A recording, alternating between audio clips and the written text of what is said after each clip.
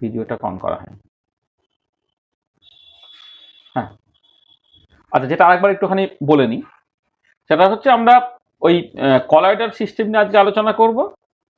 প্রথমে আমরা two solution, colloidal system এবং সাসপেনশন, এই যে টু কম্পোনেন্ট সিস্টেমস গুলো আছে তাদের ক্লাসিফিকেশন গুলোকে দেখব। তারপর আমরা প্রিপারেশন অফ কলয়েডে যাব, ক্লাসিফিকেশন অফ কলয়েডে যাব, প্রপার্টিজ অফ কলয়েড, তার মধ্যে অপটিক্যাল প্রপার্টি সেখানে টিন্ডাল এফেক্ট, কাইনেটিক প্রপার্টি সেখানে ব্রাউনিয়ার মোশন, আর ইলেকট্রিক্যাল প্রপার্টি এটা নিয়ে ডিটেল ডিসকাশনের জায়গা আছে। আর ইলেকট্রিক্যাল প্রপার্টির মধ্যে আমাকে দেখতে হবে যে কলয়েডের পার্টিকেলগুলো তার একটা চার্জ পার্টিকেল, সে চার্জের অরিজিনটা কি সেটা দেখার ব্যাপার আছে।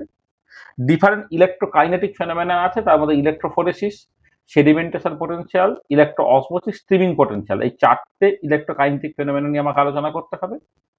আর কলয়েডের স্টেবিলিটি, তার সংক্রান্ত ইলেকট্রিক্যাল ডাবল লেয়ার এবং জিটা পোটেনশিয়াল, এই দুটো জিনিস বুঝতে হবে।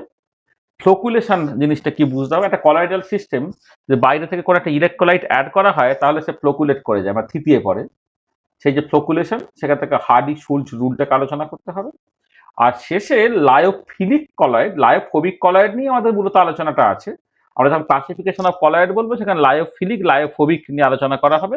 লায়োফোবিক কলয়েডটাই মূলত সিলেবাসে থাকে। লায়োফিলিক কলয়েডের রেসপেক্টে তার প্রোটেক্টিভ ক্যাপাসিটি একটা আছে, প্রোটেক্টিভ ক্যাপাসিটি মানে একটা লায়োফোবিক কলয়েডাল সিস্টেম যদি কিছুটা লায়োফিলিক কলয়েড অ্যাড করা হয় তাহলে সেই লায়োফোবিক কলয়েডের স্টেবিলিটিটা বেড়ে যায়। সেই যে protective capacity of the lyophilic colloid সেটা আলোচনা করতে গিয়ে সেই সংক্রান্ত গোল্ড নাম্বার এটা নিয়ে আমরা আলোচনা করব। আজকে এই পর্যন্ত আমরা বলবো। নেক্সট ক্লাসে আরো দু চারটে জিনিস অর্থ আছে, তার মধ্যে ইমালশন বলে একটা ব্যাপার আছে, সেইটা আমরা নেক্সট ক্লাসে আলোচনা করে নেবো। তাহলে এই পার্টটা আমাদের শেষ হয়ে যাবে। তো শুরুটা করা যাক এরকম একটা জায়গা থেকে। কলয়েডাল সিস্টেম কি না, এটা মানে ডেফিনেশনটা ভালো করে মনে রাখো যে it is a heterogeneous system consisting of mechanical mixture of particles in between 1 nanometer to 1000 nanometer dispersed in a continuous medium। তাহলে প্রথম কথা হচ্ছে এখান থেকে অনেকগুলো জিনিস বোঝা যাচ্ছে এটা একটা হেটেরোজিনিয়াস সিস্টেম। আচ্ছা, এবারে এই কলয়েড যেমন একটা ট্রু সলিউশনের ক্ষেত্রে তোমার সলভেন্ট এবং সলিউট নিয়ে কথাবার্তা বলতে হয়, কলয়েডাল সিস্টেমের ক্ষেত্রে না ওই সলভেন্টের ইকুইভ্যালেন্ট হচ্ছে ডিসপারশন মিডিয়াম, আর সলিউটের ইকুইভ্যালেন্ট হচ্ছে ডিসপার্স ফেজ থাকে। তাহলে একটা টু সলিউশনের ক্ষেত্রে যেমন একটা সলিউট সলভেন্টে ডিজলভ করা থাকে, তেমন একটা কলয়েডাল সিস্টেমের ক্ষেত্রে কিন্তু একটা ডিসপার্স ফেজ, একটা ডিসপারশন মিডিয়ামের মধ্যে থাকে। ধর তুমি যখন একটা গোল্ড সল নিয়ে তুমি কনসিডার করছো, তুমি জলেতে গোল্ড পার্টিকেল গুলোকে রেখেছো, সেই গোল্ড পার্টিকেল গুলো হচ্ছে ডিসপার্স ফেজ, আর জল যেটা ব্যবহার করছে সেটা ডিসপারশন মিডিয়াম। এখানে ডিসপার্স ফেজে যে পার্টিকেল গুলো থাকে সেই পার্টিকেল গুলো একটা ট্রু সলিউশনের ক্ষেত্রে পার্টিকেল সাইজ গুলো খুব ছোট হয়, কিন্তু কলয়েডাল সিস্টেমের ক্ষেত্রে পার্টিকেল সাইজ গুলো 1 ন্যানোমিটার থেকে 10⁻³ ন্যানোমিটার এই অর্ডারের হয়। 1 ন্যানোমিটার থেকে 10⁻³ ন্যানোমিটার এইটা, বা 1000 ন্যানোমিটার এইটা। তাহলে এখানে ডিসপার্স ফেজ বা সকাল এই সলিউটের যে ইকুইভ্যালেন্ট যে পার্টিকেল গুলো যাকে ডিসপার্স ফেজ বলা হচ্ছে, সেই পার্টিকেল গুলোর সাইজটা তুমি এখানে বুঝছো আর কি। তাহলে দেখো ডেফিনেশনটা মাথায় রাখো যে it is a heterogeneous system consisting of mechanical mixture of particles in between 1 nanometer to 1000 nanometer dispersed in a continuous medium। আর কলয়েডাল সিস্টেমে একটা কন্টিনিউয়াস মিডিয়াম থাকে যেটা ডিসপারশন মিডিয়াম বলে, আর একটা হচ্ছে তোমার ডিসপার্স ফেজ থাকে যার মধ্যে ডিসক্রিট পার্টিকেলস থাকে যাদের সাইজগুলো 1 ন্যানোমিটার থেকে 1000 ন্যানোমিটার। আর টু কম্পোনেন্ট সিস্টেম তো তিন রকমের হতে পারে। একটা হচ্ছে ট্রু সলিউশন যেখানে পার্টিকেল সাইজটা 1 ন্যানোমিটারের থেকে ছোট হয়, কলয়েডাল সিস্টেম যেখানে পার্টিকেল সাইজগুলো 1 ন্যানোমিটার থেকে 1000 ন্যানোমিটার হয়, আর সাসপেনশন যেখানে পার্টিকেল সাইজগুলো এই 10⁻³ ন্যানোমিটারের থেকেও বেশি হয়। তাহলে সাসপেনশন সে বেসিক্যালি থিতিয়ে পড়বে না উপরে ভেসে থাকবে। কলয়েডাল সিস্টেমটা সেটা থিতিয়েও পড়বে না ভেসেও থাকবে না, তারা সলিউশনের মধ্যে থাকবে, কিন্তু সে হেটেরোজিনিয়াস সলিউশন। আর ট্রু সলিউশন মানে মূলত হচ্ছে হোমোজিনিয়াস। ট্রু সলিউশনে পার্টিকেল সাইজগুলো ছোট, কলয়েডাল সিস্টেমের মাঝামাঝি, আর সাসপেনশনের ক্ষেত্রে অনেক বড় হয়ে যায়। তাই ট্রু সলিউশন, কলয়েডাল সিস্টেম এবং সাসপেনশনের পার্থক্যগুলো একটুখানি দেখি। The size of the particle যদি তুমি দেখো ট্রু সলিউশনের ক্ষেত্রে লেস দেন 1 ন্যানোমিটার, কলয়েডাল সিস্টেমের ক্ষেত্রে 1 ন্যানোমিটার থেকে 10⁻³ ন্যানোমিটার, আর সাসপেনশনের ক্ষেত্রে গ্রেটার দেন 10⁻³ ন্যানোমিটার। নেক্সট হচ্ছে ফিল্টারেবিলিটি or diffusion through a semi-permeable membrane such as parchment paper। এই পার্চমেন্ট পেপার এগুলো সব সেমি পারমিয়েবল মেমব্রেন, তা দিয়ে যেতে পারবে কি পারবে না সেখানে হচ্ছে যখন টু সলিউশন হবে সলভেন্ট সলিড দুজনেই চলে যেতে পারবে। কলাইডাল সিস্টেমের ক্ষেত্রে হচ্ছে সকল যেটা ডিসপার্স ফেজ যেটা সেটা যেতে পারবে না, কিন্তু ডিসপারশন মিডিয়াম যেটা সেটা চলে যেতে পারবে। আর সাসপেনশনের ক্ষেত্রে এই যে continuous medium can pass through but particles cannot.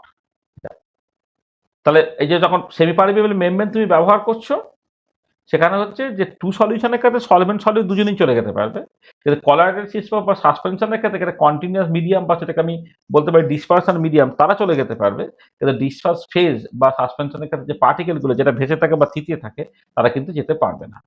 Visibility, তোমার টু সলিউশনের ক্ষেত্রে সলিড পার্টিকেলগুলো খালি চোখে দেখতে পাওয়া যাবে না। কলাইডাল সিস্টেমের ক্ষেত্রে যে disperse phase are not visible in naked I but can be visible under ultra microscope. Ultra মাইক্রোস্কোপের নিচে দেখতে পাওয়া যাবে। আর সাসপেনশনের ক্ষেত্রে কিন্তু পুরোপুরি দেখতে পাওয়া যাবে। টিন্ডাল এফেক্ট, এটা একটা স্ক্যাটারিং ফেনোমেনন, যেটা UV visible scattering by the particle, তাকে টিন্ডাল এফেক্ট বলে। টু সলিউশনের ক্ষেত্রে যে সলিডগুলো আছে তারা সাইজ খুব ছোট বলে তারা ওই টিন্ডাল এফেক্টটা দেখায় না। কলাইডাল পার্টিকেলগুলো টিন্ডাল এফেক্ট দেখায়, আর সাসপেনশনের পার্টিকেলগুলো দেখাতে পারে নাও দেখাতে পারে। অ্যাপিয়ারেন্স হচ্ছে এটা ট্রান্সপারেন্ট, মানে তুমি মানে আলো পুরো পাস করে যাবে তুমি দেখতে পারবে না, তাহলে সেমি ট্রান্সপারেন্ট অর ট্রান্সলুটেন্ট। আর সাসপেনশন হচ্ছে ওপেক। ওপেক মানে ওটাতে আলো তোমার ঢুকে বেরোতে পারছে না। নেচার হচ্ছে এটা হোমোজিনিয়াস আর টু সলিউশন। কলাইডাল সিস্টেম হচ্ছে হেটেরোজিনিয়াস হচ্ছে, আর সাসপেনশনও তোমার হেটেরোজিনিয়াস হচ্ছে। হ্যাঁ, তাহলে দেখো এই যে কতগুলো প্রপার্টি বললাম, এই প্রপার্টিগুলো বেসিক্যালি মানে পার্থক্যগুলো বললাম, যেখানে টু সলিউশন, কলাইডাল সিস্টেম এবং সাসপেনশনের পার্থক্যগুলো দিচ্ছে। আমাদের যেহেতু বেসিক্যালি কলাইডাল সিস্টেমটা দরকার, কলাইডাল সিস্টেমের কিন্তু বেশ কিছু কিছু প্রপার্টি পেয়ে গেলাম, যেখানে দেখো প্রপার্টিগুলো পরপর করলেই প্রপার্টিগুলো হয়ে যাবে। পার্টিকেলের সাইজগুলো 1 থেকে 1000 ন্যানোমিটার। এরা হচ্ছে তোমার ওই একটা সেমি পারমিয়েবল মেমব্রেন যদি দাও তাহলে ডিসপারশন মিডিয়ামটা চলে যেতে পারবে, কিন্তু ডিসপার্স হয়ে যেতে পারবে না। তুমি এগুলোকে খালি চোখে ইউজুয়ালি দেখতে পাওয়া যায় না, কিন্তু একটা আলট্রা মাইক্রোস্কোপের নিচে পরিষ্কার দেখতে পাওয়া যায়। এরা ইউভি ভিজিবল লাইটকে স্ক্যাটার করতে পারে, অর্থাৎ টিন্ডাল এফেক্ট দেখায়। এরা তোমার সেমি ট্রান্সপারেন্ট বা ট্রান্সলুসেন্ট হয়, আর এটা হেটেরোজিনিয়াস হয়। তাহলে কলাইডাল সিস্টেমে বেশ কিছু প্রপার্টিও আমি এই কনটেক্সটে বুঝে যেতে পারলাম। আচ্ছা, তাহলে দেখো এই যে প্রপার্টিগুলো এখানে আমি দেখো মোটামুটি সেইগুলো এবং তার সঙ্গে আরো দু একটা অ্যাডিশনাল প্রপার্টি এখানে বলে দিয়েছি, কমন ফিজিক্যাল প্রপার্টি যেটা কলাইডাল সিস্টেম। তাহলে হেটেরোজিনিয়াস মিক্সচার, পার্টিকেল সাইজগুলো 1 ন্যানোমিটার থেকে 10⁻³ ন্যানোমিটার। তাদের ফিল্ট্রেবিলিটি যদি তুমি দেখো তাহলে হচ্ছে তারা এই ফিল্ট্রেবিলিটির রেসপেক্টে, যেটা আমি অলরেডি বলেছি আর কি, এরা হচ্ছে মানে ডিসপারশন, এটা হচ্ছে যেটা আগে বলা হয়েছে, dispersion medium can pass through the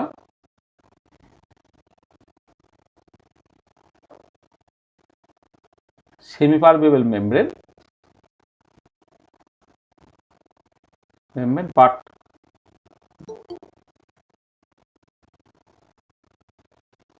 disperse phase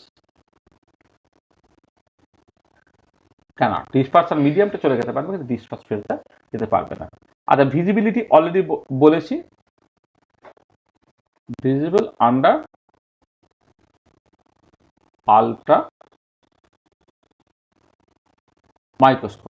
আচ্ছা, অপটিক্যাল প্রপার্টি তার মধ্যে টিন্ডাল এফেক্ট মানে scattering of UV visible light,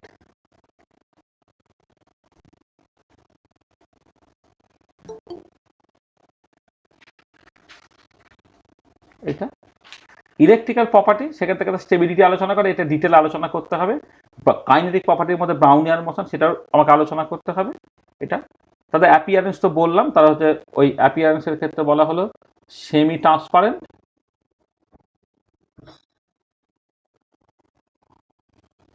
or translucent.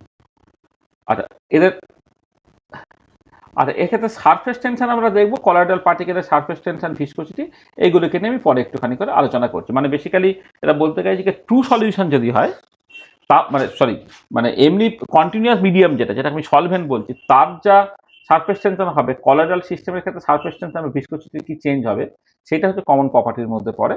সেটা আমরা পরে আলোচনা করছি, যে দেখা যাবে যে লায়োফোবিক এবং লায়োফিলিক কলয়েড তার উপর নির্ভর করে এই যে ভিসকোসিটি বা সারফেস টেনশন, লায়োফোবিক কলয়েডের ক্ষেত্রে খুব বেশি চেঞ্জ হয় না, কিন্তু লায়োফিলিক কলয়েডের ক্ষেত্রে কিন্তু অনেকটা চেঞ্জ হয়ে যায়। মানে কন্টিনিউয়াস মিডিয়াম যেটাকে বলা যায় ডিসপারশন মিডিয়াম, তার যে সারফেস টেনশন ভিসকোসিটি হবে, একটা লায়োফিলিক কলয়েডের ক্ষেত্রে দেখবো যে সারফেস টেনশন বা ভিসকোসিটি অনেকটা বেড়ে যাচ্ছে, কিন্তু লায়োফোবিক কলয়েডের ক্ষেত্রে অতটা বেশি চেঞ্জ হয় না। পরে যখন লায়োফিলিক এবং লায়োফোবিক এই দুটো কলয়েডের মধ্যে পার্থক্য করব, তখন তুমি পরিষ্কার এই জিনিসটা দেখতে পাবে। আচ্ছা, তাহলে প্রথম এই কলয়েডের যে সাধারণ প্রপার্টিগুলো বলে নেওয়ার পরে আমাদের ফার্স্ট যে জিনিসটা নিয়ে আলোচনা করতাম সেটা হচ্ছে preparation of A colloidal system.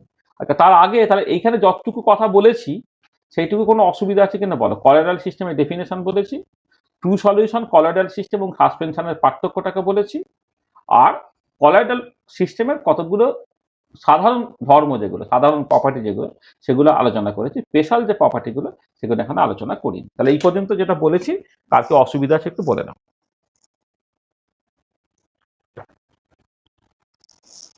বুঝতে পেরেছো? ঠিক আছে স্যার। তাহলে এইখানে এই দেখবে এই কলয়েডাল সিস্টেমে পরে শুধু গোল্ড নাম্বার বলে একটা জায়গা আছে, সেইখান থেকে ছোটখাটো একটা প্রবলেম পড়ে। আদারওয়াইজ এই জায়গাগুলোতে কোনো নিউমেরিক্যাল প্রবলেম নেই, পুরোটাই হচ্ছে ইনফরমেশন এবং ডেসক্রিপটিভ টাইপের কোশ্চেন্স আর কি। সেখানে ইনফরমেশনগুলো তোমাকে বিশেষ করে মাথায় রাখতে হবে। আমি আজকে সেট অফ ইনফরমেশন দিচ্ছি, আর একটা ক্লাসে আমি ইমালশন পার্টটাকে বলে দিয়ে আরও কিছু টিপিক্যাল মানে তোমার ইনফরমেশন দেবো আর কি। এটা আর সিলেবাসটা একটু মাথায় রাখতে হবে, যে সিলেবাসে দেখবে সব টপিকগুলো তোমার অ্যাকচুয়ালি ক্লিয়ার হলো কিনা। ঠিক আছে, তো দেখো তাহলে যখন আমি একটা কলয়েডাল সিস্টেম তৈরি করব, তার তিনটে স্টেপ থাকে। প্রথম স্টেপে যেটা হয় যে সকল যেটা কলয়েডাল পার্টিকেলস বা ডিসপার্স ফেজ, তাদের সাইজটা তো 1 থেকে 1000 ন্যানোমিটারের মধ্যে। তাহলে আমাকে ওই পার্টিকেল সাইজগুলোকে ওই রেঞ্জের মধ্যে আনতে হবে। আচ্ছা, রেঞ্জের মধ্যে আনতে পারি আমি দু রকম করে। একটা হচ্ছে যেগুলো ছোট ছোট পার্টিকেল, যেমন টু সলিউশনের ক্ষেত্রে যে পার্টিকেলগুলো হয়, ধরো একটা সিলভার পার্টিকেল, বা একটা তোমার গোল্ড পার্টিকেল, সেই ইন্ডিভিজুয়াল পার্টিকেলগুলো কিন্তু তোমার টু সলিউশন, অর্থাৎ খুব ছোট ছোট।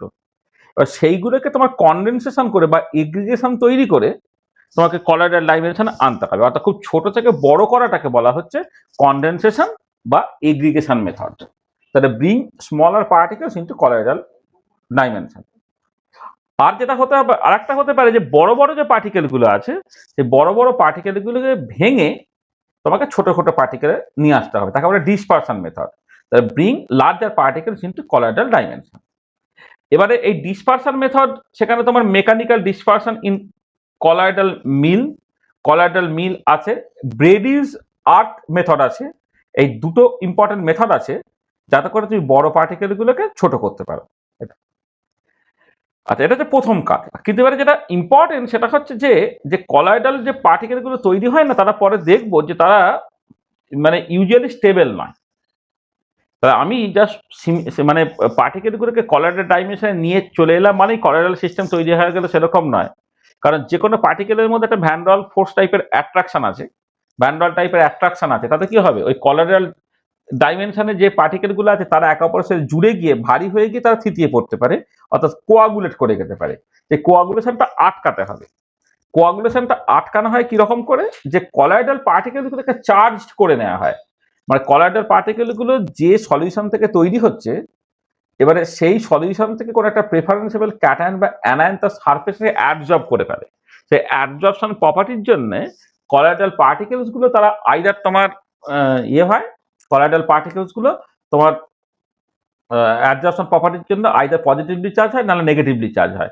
যখন পজিটিভলি চার্জ হয়ে যাবে একে অপরকে রিপেল করবে, বা সবাইকে নেগেটিভলি চার্জ হয় একে অপরকে রিপেল করবে, তখন তারা কোয়াগুলেট করবে না, অর্থাৎ তারা একসাথে জমে গিয়ে বড় হয়ে থিতিয়ে পড়বে না।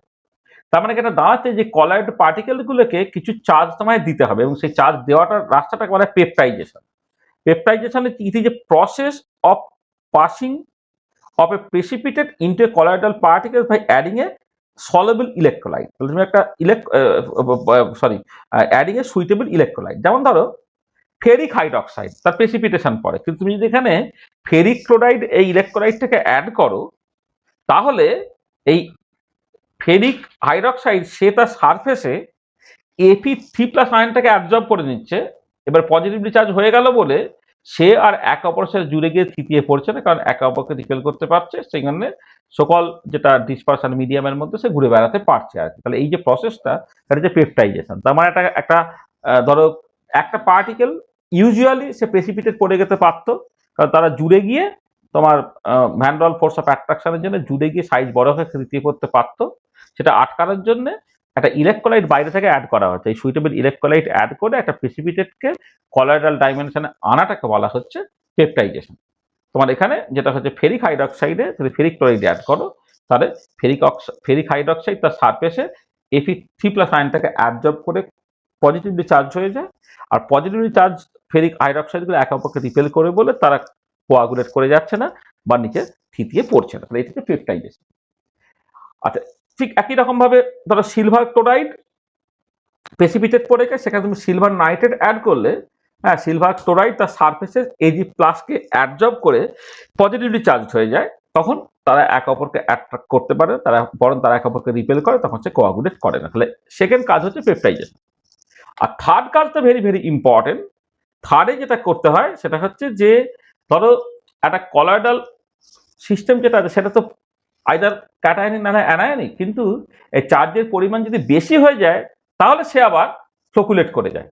তাহলে আমাকে যে চার্জটা থাকবে সেটা কিন্তু, এই যে আমি ইলেকট্রোলাইট অ্যাড করছি, তো সিলভার ক্লোরাইডে সিলভার নাইট্রেট অ্যাড করেছি, ফেরিক হাইড্রক্সাইডে ফেরিক ক্লোরাইড অ্যাড করছি, সেটা ইলেকট্রোলাইটটা যদি এক্সেস অ্যাড করে ফেলে তাহলে আবার তারা থিতিয়ে পড়ে, দেখা হলে ফ্লোকুলেশন। সেখানে এক্সেস ইলেকট্রোলাইটটাকে এই মিক্সার থেকে সরাতে হবে। এই এক্সেস ইলেকট্রোলাইটটাকে সরানোর যে টেকনিকটা তাকে বলে dialysis. So the process of separating the impurity particles of two solution dimensions from an impure colloidal system by means of diffusion through suitable membrane such as parchment paper or cellophane paper is called dialysis. ঠিক আছে? তো dialysis জিনিসটা কি হচ্ছে দেখো, এই যে একটা পার্চমেন্ট ব্যাগ বা সেলোফেন ব্যাগের মধ্যে তোমার কি দেওয়া আছে, একটা কলয়েডাল পার্টিকেলস আছে এবং কিছু টু সলিউশন ইলেকট্রোলাইটিক সলিউশনস আছে। আর বাইরে ধরো যদি ডিসপারশন মিডিয়ামটা জল হয়, তাহলে বাইরে তোমার এই জলটা আছে। এবারে যেটা কথা সেটা হচ্ছে এই যে তোমার এই পার্চমেন্ট পেপার বা সেলোফেন পেপারের মধ্যে দিয়ে যেটা হচ্ছে যে তোমার এই ভেতর থেকে যে ইলেকট্রোলাইট, ট্রু ইলেকট্রোলাইট যেটা, সেটা পার্টিকেল সাইজ খুব ছোট বলে সে বাইরে বেরিয়ে চলে আসতে পারবে, কিন্তু কলয়েডাল পার্টিকেলস গুলো পারবে না। সেখানে এক্সেস ইলেকট্রোলাইটটা আলাদা হয়ে গেল। এবার এক্সেস ইলেকট্রোলাইট আলাদা হয়ে গেলে এর একটা কন্ডাক্টিভিটি মেজারমেন্ট করে তুমি দেখতে পাবে একটা পার্টিকুলার কন্ডাক্টিভিটি থাকবে যেটা বেসিক্যালি কলয়েডকে স্টেবিলিটি দিতে পারবে। তাহলে এই যে প্রসেসটা, যে কলয়েডাল সিস্টেম আছে আর একটা টু সলিউশনস আছে, তা টু সলিউশন এবং কলয়েডাল সিস্টেমকে যে সেপারেট করাটা, সেই যে টেকনিকটা তাকে বলে ডায়ালিসিস। আচ্ছা, নর্মাল ডায়ালিসিস খুব স্লো হয়, কিন্তু আমি যদি এরকম করতে পারতাম, দুদিকে দুটো ইলেকট্রোড দিতাম, তাহলে এই যে টু সলিউশনের যে আয়নসগুলো সেটা ক্যাটায়নিক না অ্যানায়নিক তার উপরে নির্ভর করে ক্যাটায়নগুলো ক্যাথোডের দিকে, অ্যানায়নগুলো অ্যানোডের দিকে চলে যেতে পারবে। ক্যাটায়নের ক্যাথোডের দিকে চলে যাকে বলে ক্যাটাফোরেসিস, অ্যানায়নের অ্যানোডের দিকে চলে আসে বলে অ্যানাফোরেসিস। তাতে কি হবে না, এই ডায়ালিসিস প্রসেসটা ফাস্টার হয়ে যাবে, সেটাকে বলা হবে ইলেকট্রোডায়ালিসিস। এছাড়া আলট্রা ফিল্ট্রেশন, আলট্রা সেন্ট্রিফিউগেশন করে তোমার এই ছোট পার্টিকেল বড় পার্টিকেল তুমি আলাদা করতে পারো। সেইভাবেও তুমি টু সলিউশন এবং কলয়েডাল পার্টিকেলসগুলোকে তুমি সেপারেট করতে পারো। তাহলে এক্ষেত্রে এই সেপারেশনের রেসপেক্টে ডায়ালিসিসটা হচ্ছে ভীষণ ইম্পর্টেন্ট। আর ডায়ালিসিসটাকে তোমার আরো ত্বরান্বিত করার জন্য, আরো ফাস্টার করার জন্য ইলেকট্রোডায়ালিসিসটা করা যেতে পারে। তাহলে দেখো, তাহলে তিনটে স্টেপ প্রিপারেশন। একটা হচ্ছে যে পার্টিকেলগুলোকে কলয়েডাল ডাইমেনশনে নিয়ে আসা, সেটা ছোট থেকে বড় করে বা বড় থেকে ছোট করে। ছোট থেকে বড় করাটা কনডেনসেশন আর এগ্রিগেশন, বড় থেকে ছোট করাটা হচ্ছে ডিসপারশন। সেকেন্ডলি হচ্ছে যে কলয়েড এমনিতে স্টেবল নয়, তাকে স্টেবল করার জন্য একটা ইলেকট্রোলাইট তোমাকে অ্যাড করতে হতে পারে, তার হচ্ছে পেপটাইজেশন। আর ইলেকট্রোলাইট অ্যাড করলে, বেশি ইলেকট্রোলাইট অ্যাড করে ফেললে আবার তার ফ্লোকুলেশন হয়ে যাবে। সেই জন্য বেশি ইলেকট্রোলাইট অ্যাড করে ফেললে সেই বেশি ইলেকট্রোলাইটকে সরানোর যে টেকনিকটা সেটা হচ্ছে ডায়ালিসিস। ঠিক আছে? তাহলে প্রিপারেশনে যে তিনটি ইম্পর্টেন্ট স্টেপ বুঝতে পারলে? ঠিক আছে? আচ্ছা, এবারে চলে এসো ক্লাসিফিকেশন অফ কলয়েডস। আচ্ছা, কলয়েডের ক্লাসিফিকেশনসটা তিনটে ডিফারেন্ট টাইপের ক্লাসিফিকেশন হয়। প্রথম ক্লাসিফিকেশনটা সেটা হচ্ছে ডিসপার্স ফেজ এবং ডিসপারশন মিডিয়াম, তাদের ফিজিক্যাল স্টেটটা কি তার উপরে নির্ভর করে। তাহলে on the basis of physical states of disperse phase and dispersion medium, তার উপরে বেশ করে একটা ক্লাসিফিকেশন হয়। দেখো, ডিসপার্স ফেজ যদি গ্যাস হয়, এবার ডিসপারশন মিডিয়ামটা লিকুইড, সলিড, গ্যাস তিনটেই হতে পারে। তাহলে দেখো, আমি এক্সাম্পল গুলো বলছি, যে প্রথমে ডিসপার্স ফেজ, পরে dispersion medium. Disperse phase gas, dispersion medium liquid হলে সেটা হচ্ছে foam. Disperse phase gas, dispersion medium solid হলে সেটা সলিড ফোম। আর ডিসপার্স ফেজ গ্যাস আর ডিসপারশন মিডিয়াম গ্যাস হলে সেটা ইউজুয়ালি কলয়েডাল সিস্টেম তৈরি করবে, তারা সবসময় ট্রু সলিউশন তৈরি করে ফেলতে পারবে। আচ্ছা, ফোমের এক্সাম্পল হচ্ছে সোডা ওয়াটার, সোপ, লেদার, হ্যাঁ, হোয়াইট ক্রিম ইত্যাদি। আর সলিড ফোমের মধ্যে হচ্ছে রাবার, কেক, এসবগুলো আছে। আচ্ছা, এবারে চলে এসে এবারে ডিসপার্স ফেজ যখন লিকুইড এবং ডিসপারশন মিডিয়াম যখন গ্যাস, ডিসপার্স ফেজ লিকুইড আর ডিসপারশন মিডিয়াম যখন গ্যাস, তখন তুমি যেটা পাবে সেটা লিকুইড এয়ারোসোল। ডিসপার্স ফেজ যখন লিকুইড, ডিসপারশন মিডিয়ামের লিকুইড, সেটা হচ্ছে ইমালশন। সেই ইমালশনটা আমাকে নেক্সট দিন ভালো করে পড়তে হবে, ইমালশনটা আলাদা করে সিলেবাসে উল্লেখ করা আছে। আচ্ছা, ডিসপার্স ফেজটা হচ্ছে লিকুইড আর ডিসপারশন মিডিয়ামটা যদি সলিড হয়ে যায়, তাহলে তুমি পাবে হচ্ছে জেল। তাহলে liquid aerosol, emulsion, gel. Liquid gas, liquid liquid, liquid solid. আচ্ছা, এবারে ডিসপার্স ফেজটা যদি সলিড হয়, ডিসপারশন মিডিয়ামটা যদি গ্যাস হয়, তাহলে সলিড এয়ারোসল, যেটা smoke, dust, foam, dust storm ইত্যাদি ইত্যাদি। হ্যাঁ, আর যদি ডিসপার্স ফেজটা সলিড হয় আর ডিসপারশন মিডিয়ামটা লিকুইড হয়, তাহলে যেটা হয় সেটা হচ্ছে sol. This is very very important. এই সলটা নিয়ে আমাদের অনেক আলোচনা করতে হবে, সিলভার সল, গোল্ড সল ইত্যাদি ইত্যাদি। আর যদি ডিসপারশন মিডিয়ামটা সলিড হয় আর ডিসপার্স ফেজটাও সলিড হয়, তখন যেটা পাবো সেটা হচ্ছে সলিড সল। বিভিন্ন রকমের কালারের গ্লাসগুলো, রুবি গ্লাস, তারা এই পর্যায়ে পড়ে। তাহলে দেখো, তাহলে ডিসপার্স ফেজ তিন রকমের, মানে disperse phase gas, liquid, solid হতে পারে। ডিসপারশন মিডিয়ামটাও গ্যাস, লিকুইড, সলিড হতে পারে। সেই জন্য 3 থেকে 9টা টাইপ হতে পারত। 9টা টাইপের মধ্যে একটা হচ্ছে না। ডিসপার্স ফেজও গ্যাস, ডিসপারশন মিডিয়ামও গ্যাস, এটা কলয়েডাল সিস্টেম তৈরি করে, তারা একটা ট্রু সলিউশন তৈরি করে। ওটা বাদ দিয়ে বাকি যে 8টা ক্যাটাগরি, সেই 8টা ক্যাটাগরি তুমি বুঝে ফেললে সেটা একটু মাথায় রাখবে এবং তার মতো করে এক্সাম্পলগুলো একটুখানি দেখে রাখবে। আচ্ছা, নেক্সট যে ক্লাসিফিকেশন গুলো সেটা হচ্ছে on the basis of nature of disperse phase. Disperse ফেজটা কেমন তার উপরে নির্ভর করে। একটা হচ্ছে মাল্টি মলিকুলার কলয়েড। আচ্ছা, মাল্টি মলিকুলার কলয়েড মানে যে একটা মলিকুল, তারা কিন্তু খুব ছোট সাইজের, মানে সাইজগুলো 1 ন্যানোমিটারের থেকে কম। সেখানে অনেকগুলো ওরকম ছোট ছোট সাইজের মলিকুল যদি যুক্ত হয়ে গিয়ে কলয়েডাল ডাইমেনশনে আসে, তখন তাকে বলা হবে মাল্টি মলিকুলার কলয়েড। যেমন গোল্ড সল, সালফার সল, সিলভার সল, তাদের ক্ষেত্রে এটাই হয় যে ইন্ডিভিজুয়াল পার্টিকেলগুলো তারা 1 ন্যানোমিটারের থেকে ছোট, তারা টু সলিউশন তৈরি করার কথা, কিন্তু দেখা যাচ্ছে তারা একটা এগ্রিগেট তৈরি করে ফেলছে, সেখানে সেটা হচ্ছে মাল্টি মলিকুলার কলয়েড।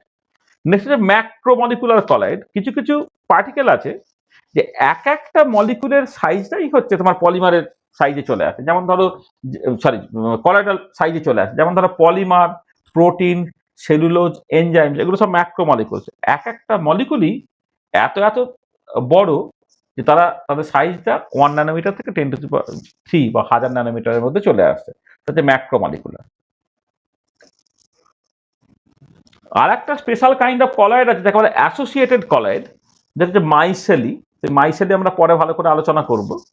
হ্যাঁ, মাইসেলিটা হচ্ছে যে তোমার দেখা যাবে যে, মানে আমি একটা এক্সাম্পলই বলছি, ধরো তুমি জলেতে কিছু সারফ্যাক্টর মলিকুল দিচ্ছ। সারফ্যাক্টর মলিকুল মানে ধরো তোমার যেগুলো সোপ বা ডিটারজেন্ট বলে আর কি, এদেরকে যখন দিচ্ছ তারা দেখবে মাইসেলি তৈরি করে। তখন যেটা হয়, এরকম ওই ইন্ডিভিজুয়াল যে সারফ্যাক্টর মলিকুলগুলো, তারা জলের মধ্যে এসে তোমার একটা এগ্রিগেশনের মতো তৈরি করে।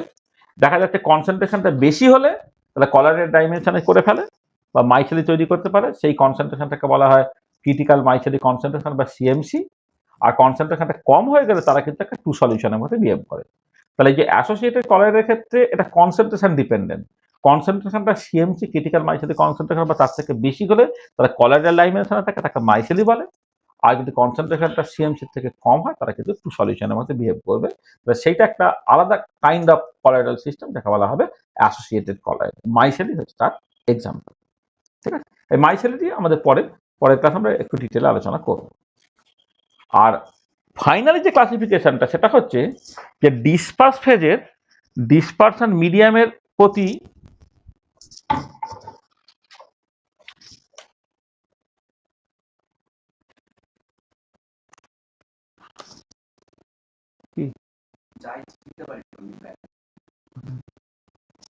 যেটা বলছিলাম, দেখো যে ডিসপার্স ফেজের ডিসপারশন মিডিয়ামের প্রতি তীব্র আসক্তি আছে কি নেই সেই মতো করে একটা ক্লাসিফিকেশন, একটা বলে লায়োফিলিক আর একটা লায়োফোবিক। লায়োফিলিক, ফিলিকসিটি মানে হচ্ছে আকর্ষণ আছে, মানে পছন্দ করে। তা ডিসপার্স ফেজের ডিসপারশন মিডিয়ামের প্রতি গভীর আসক্তি থাকলে সেটা হচ্ছে লায়োফিলিক কলয়েড তৈরি করে। এবং লায়োফিলিক হচ্ছে কলয়েডকে অনেক সময় বলা হয় রিভার্সেবল কলয়েড, কারণ এর ক্ষেত্রে যেটা হয় যে লায়োফিলিক কলয়েডের ডিসপার্স ফেজ এবং ডিসপারশন মিডিয়ামটা তুমি যদি আলাদা করো, আলাদা করে আবার যদি মেশাও তাহলে কিন্তু আবার কলয়েডাল সিস্টেমটা তৈরি হবে। লায়োফিলিক কলয়েড ইউজুয়ালি হচ্ছে রিভার্সেবল ইন নেচার আর কি, যে তোমার মানে ডিসপার্স ফেজ এবং ডিসপারশন মিডিয়ামের মধ্যে এতটাই বেশি আসক্তি থাকে যে যদি ইভেন তোমার ডিসপার্স ফেজ এবং ডিসপারশন মিডিয়ামটাকে আমি সেপারেট করে ফেললাম, তারা ধর ড্রাই হয়ে গেল, সলিড তৈরি করে ফেললাম, তারপরে কিন্তু তুমি আবার মেশাও, তারা আবার কিন্তু লায়োফিলিক কলয়েডই তৈরি করতে পারবে।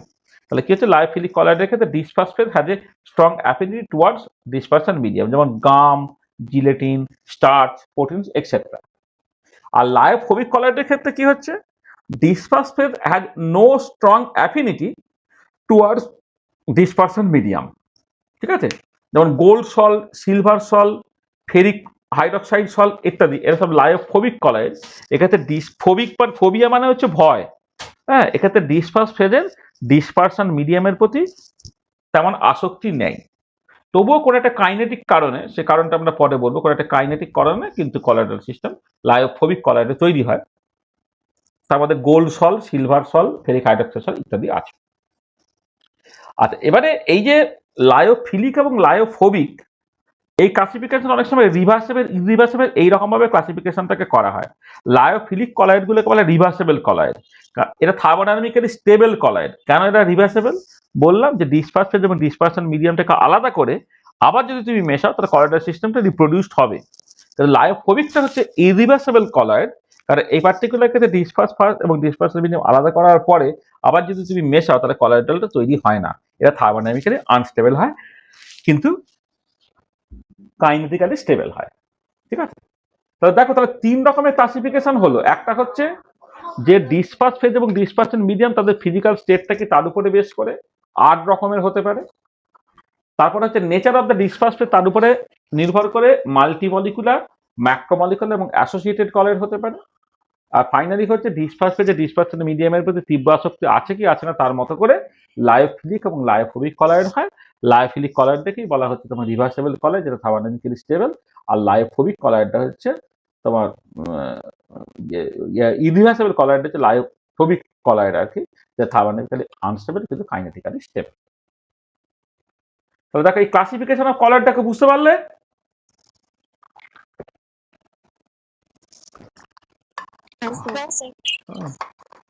আচ্ছা, এবারে লায়োফিলিক এবং লায়োফোবিক তাদের কম্পারিজন গুলো তোমাকে ভালো করে জানতে হবে। মানে 2 বা ততোধিক কম্পারিজন তোমাকে কিন্তু পরীক্ষা দেয় অনেক সময়, এবং এই কম্পারিজন গুলো করতে করতে তুমি তাদের যে জেনারেল প্রপার্টি গুলো বুঝতে পেরে যাবে। প্রথম কথা হচ্ছে তাদের ডেফিনেশন গুলো, লায়োফিলিক কলয়েডের ডেফিনেশন, লায়োফোবিক কলয়েডের ডেফিনেশন আর লিখছি না, তোমরা লিখে নেবে। ইজ অফ সেপারেশন, আচ্ছা, লায়োফিলিক কলয়েড গুলোকে সহজে সেপারেট করতে পারা যায়, লায়োফোবিক কলয়েড গুলো কিন্তু সেপারেট করতে পারা যায় না। তাহলে ইজ অফ, সরি সেপারেশন বলছে, preparation, is of preparation. Is of preparation মানে কত সহজে তোমার বানাতে পারবে বা পারবে না। লায়োফিলিক কলয়েডগুলোকে তুমি ইজিলি প্রিপেয়ার করতে পারবে, আর লায়োফোবিক কলয়েডগুলো কিন্তু প্রিপেয়ার করা হচ্ছে কঠিন হয়। কারণ লায়োফোবিক কলয়েড সেটা থার্মোডাইনামিক্যালি আনস্টেবল, তো তার থার্মোডাইনামিক্যালি আনস্টেবল তাকে তোমাকে যদি এক্সিস্ট করাতে হয় তাহলে অনেক অনেক প্রিকশন নিতে হয় আর। আচ্ছা, stability, lyophilic colloid thermodynamically stable, lyophobic colloid হচ্ছে থার্মোডাইনামিক্যালি আনস্টেবল কিন্তু kinetically stable. Hydration, lyophilic colloid highly hydrated, lyophobic not much hydrated. Charge, lyophilic কলয়েডের চার্জ ডিপেন্ডস অন পিএইচ। এটা পজিটিভ হতে পারে, নেগেটিভ হতে পারে, নিউট্রাল হতে পারে। Lyophobic colloid must be charge either positively charge or negatively charge. Reversibility, lyophilic colloid reversible, lyophobic কিন্তু irreversible. এই দেখো ভিসকোসিটিটা এই এখন আলোচনা করছি যে মাছ viscous than dispersion medium.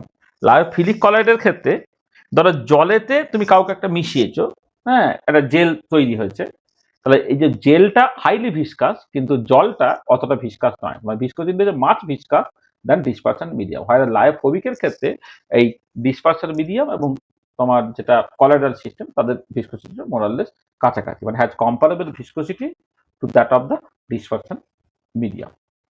Surface tension, তোমার লায়োফিলিকের ক্ষেত্রে সারফেস টেনশনটা পিওর সলভেন্টের সারফেস তার থেকে কম হয়। গামাটা লেস দেন গামা স্টার মানে হচ্ছে পিওর সলভেন্ট মানে পিওর ডিসপারশন মিডিয়াম যেটা তার সারফেস টেনশন কলয়েডাল সিস্টেমের সারফেস টেনশন তার থেকে কমে যায়। আর তোমার যদি লায়োফোবিক হয় তাহলে বেড়ে যায়। গামাটা greater equal to gamma star. Solvent বললে ঠিক হচ্ছে না, এটা ডিসপারশন মিডিয়াম বলা উচিত। আচ্ছা visibility, not visible in naked I but B detected under ultra microscope. Not visible at naked I but visible under ultra microscope. তাহলে ভিজিবিলিটি রেসপেক্টে দুটো একই। Migration in electric field May migrate in either direction, কারণ এক্ষেত্রে তোমার যেহেতু এটা positive হতে পারে নেগেটিভ হতে পারে যা কিছু হতে পারে, সেই জন্য সেটা তার মতো করে কোন একটা যদি পজিটিভ হয় পজিটিভলি চার্জ হয় তাহলে নেগেটিভ ইলেকট্রনের দিকে, আর যদি নেগেটিভ হয় তাহলে পজিটিভ ইলেকট্রনের দিকে মুভ করবে। হ্যাঁ, আর লায়োফোবিকের ক্ষেত্রে তো mass migrating in a prefer direction. Nature of the substance, organic substances like starch gum proteins এরা বেসিক্যালি লায়োফিলিক কলয়েড তৈরি করে। আর inorganic materials like metals and their sulphides oxide hydroxide halides etcetera তারা বেসিক্যালি তোমার lyophobic colloid তৈরি করে। ঠিক আছে, তাহলে দেখো তাহলে আমি এই 11টা সিমিলারিটি মানে মূলত ডিসিমিলারিটি উল্লেখ করলাম, তার মধ্যে একটা সিমিলারিটি আছে কিন্তু আদারওয়াইজ মূলত এগুলো পার্থক্যগুলি। তাহলে এবারে কিন্তু লায়োফিলিক এবং লায়োফোবিক কলয়েডের মধ্যে পার্থক্য করতে বলে, তুমি দেখো এইখান থেকে তোমার যটা পার্থক্য বলবে সেই মতো করে দুটো বললে তিনটে বললে চারটে বলে, না তো সব পার্থক্যগুলি তো বলতে বলবে না, একটা পার্থক্য বলো বা দুটো পার্থক্য বলো এরকমই বলবে। তাহলে তুমি এখান থেকে কিন্তু বেছে নিয়ে এটাকে বলে দিতে পারবে। ডেফিনেশনটা বললি অনেকটা তোমার পরিষ্কার হয়ে যাচ্ছে। তারপর থার্মোনিকেল স্টেবল কি স্টেবল নয়, রিভার্সেবল কি রিভার্সেবল নয়, এগুলো তাহলে মনে থেকে যাবে, তাহলেই দেখবে তোমার হয়ে যাচ্ছে। হলো, তো দেখো তাহলে আমরা এই ক্লাসিফিকেশন অফ দ্য কলয়েড সেই পর্যন্ত করে ফেললাম। তাহলে যে ক্লাসিফিকেশন অফ কলয়েড যেখানে আমি 3 রকমের ক্লাসিফিকেশন থেকে বলেছি, ফাইনালি যেটা লায়োফিলিক এবং লায়োফোবিক বলেছেন, লায়োফিলিক এবং লায়োফোবিকের মধ্যে একটা কম্পারেটিভ স্টাডিজও করে ফেলেছি। এবারে চলে আসবো কলয়েডের প্রপার্টিজের ক্ষেত্রে। তাহলে কলয়েডের যে প্রপার্টিজে যাবো তার আগে পর্যন্ত যা যা হলো একটুখানি ভালো করে রিক্যাপচুলেট করে নাও, করে নিয়ে আমায় বলো কোনো কিছু অসুবিধা আছে কিন্তু। তোমরা 30 সেকেন্ড সময় নাও, হ্যাঁ, যদি কিছু অসুবিধা থাকে বলো, তাহলে আমি ভালো করে বুঝিয়ে দেবো।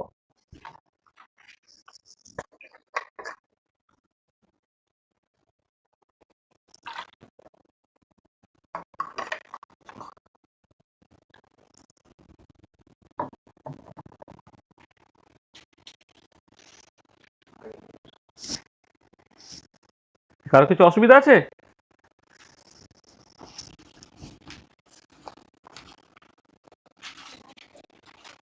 আচ্ছা চলো,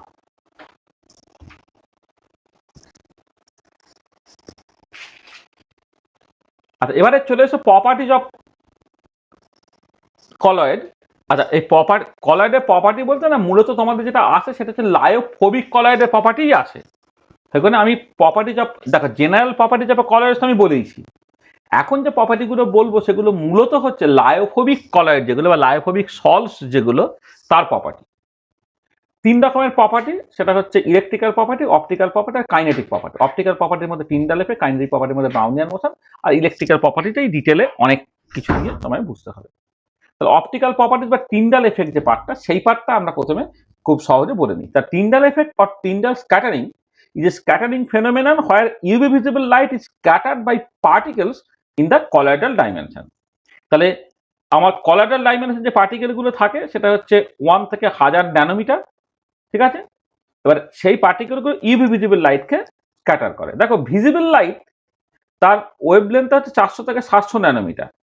তাহলে এবারে তোমার ইউভি ভিজিবল লাইট যদি হয় তাহলে ওই 1 থেকে 1000 ন্যানোমিটার এরকম রেঞ্জের মধ্যেই হয়। এটা হচ্ছে যে lambda for UV visible light, এটা একটু ভুল লেখা হয়েছে। এইটা হচ্ছে ভিজিবল লাইটে 400 থেকে 700 ন্যানোমিটার, এইটা হচ্ছে কিন্তু 1 থেকে মোটামুটি হবে 1000 ন্যানোমিটার। এইটা হচ্ছে ইউভি ভিজিবল লাইটের ওয়েভলেন্থ। এবারে স্ক্যাটারিং করতে গেলে যে লাইট তার ওয়েভলেন্থ আর পার্টিকেল সাইজ তারা কম্পারেবল হতে হয়। আর কলয়েডাল পার্টিকেল তার সাইজটা হচ্ছে ওই 1 থেকে 1000 ন্যানোমিটার, আর তোমার ইউভি ভিজিবল লাইটটাও 1 থেকে 1000 ন্যানোমিটার এরকমের রেঞ্জে। সেই জন্য যেহেতু এই এদের ইউভি ভিজিবল লাইটের ওয়েভলেন্থ এবং কলয়েডাল পার্টিকেলের সাইজ তারা কম্পারেবল হয়ে গেল, সেই জন্য কলয়েডাল পার্টিকেলস কিন্তু তোমার একে স্ক্যাটার করতে পারবে, মানে ইউভি ভিজিবল লাইটকে স্ক্যাটার করতে পারবে। সেটাই হচ্ছে টিন্ডার এফেক্ট। এটা কিন্তু ভীষণ ভীষণ ইম্পর্টেন্ট।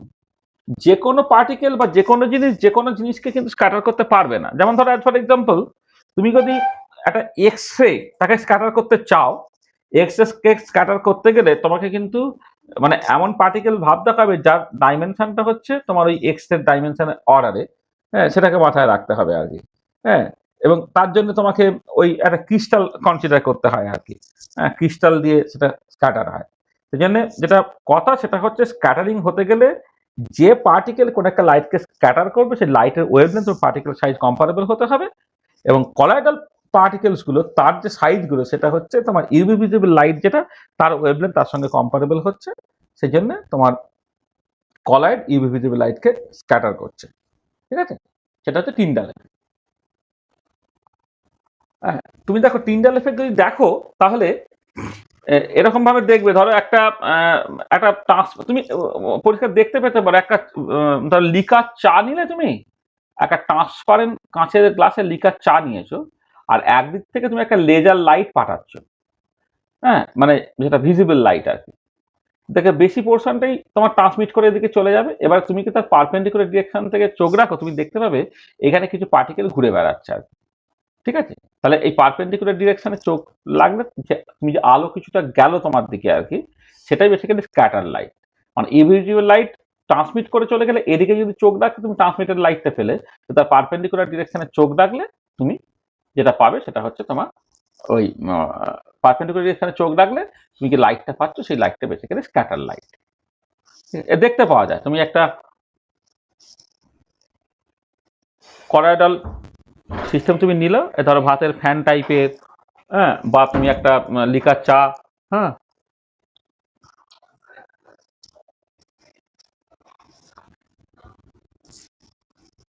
হ্যাঁ, হ্যাঁ, যেটা বললাম লিকার চা বা ভাতের ফ্যান ইত্যাদি একটা ট্রান্সপারেন্ট এর মধ্যে না, বা অনেক সময় কাদা বালি কাদা আর কি, কাদা টাইপের একটা নদী থেকে বা বর্ষাকালে একটু জল নিয়ে সেটা মোটামুটি ছিটিয়ে গেল। হ্যাঁ, তারপরে তুমি একটা ওই টর্চ বা ওরকম লেজার লাইট তুমি একদিক থেকে থাকো, দেখবে তার পারপেন্ডিকুলার ডিরেকশনে কিছুটা আলোর ছিটকে যাচ্ছে আর কি। সেটা বেসিক্যালি স্ক্যাটার লাইট, এবং সেটা হচ্ছে তোমার টিন্ডাল এফেক্ট। এটা আচ্ছা, ব্রাউনিয়ার মোশনটা গেল। এক মিনিট, এইটা আমি এখানে ব্রাউনিয়ান মোশনটা বলি না, একটুখানি বলে দিই, এখানটা এটা লেখা নেই দেখছি।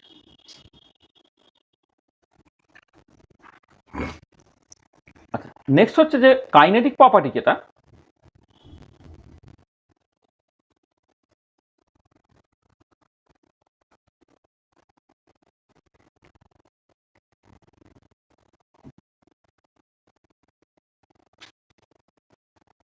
কাইনেটিক প্রপার্টি সেটা মূলত হচ্ছে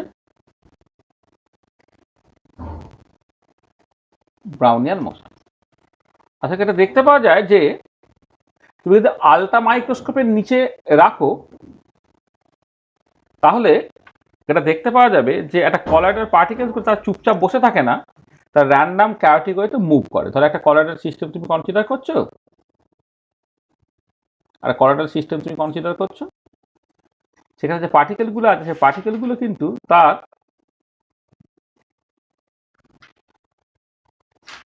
র্যান্ডাম মোশন থাকে।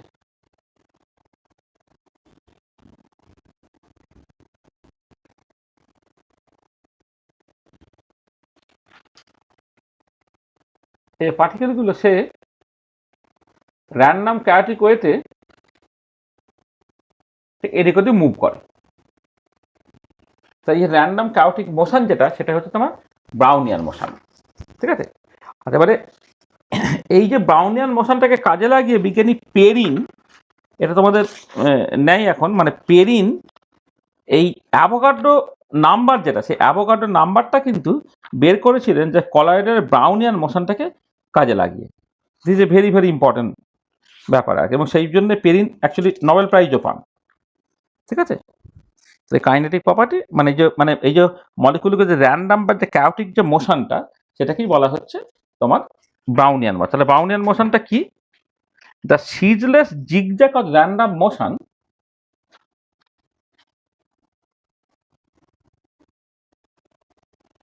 Ceaseless zigzag or random or chaotic random motion of the particles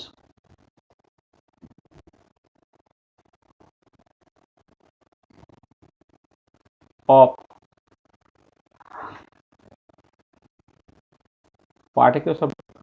dispersed phase in a colloidal solution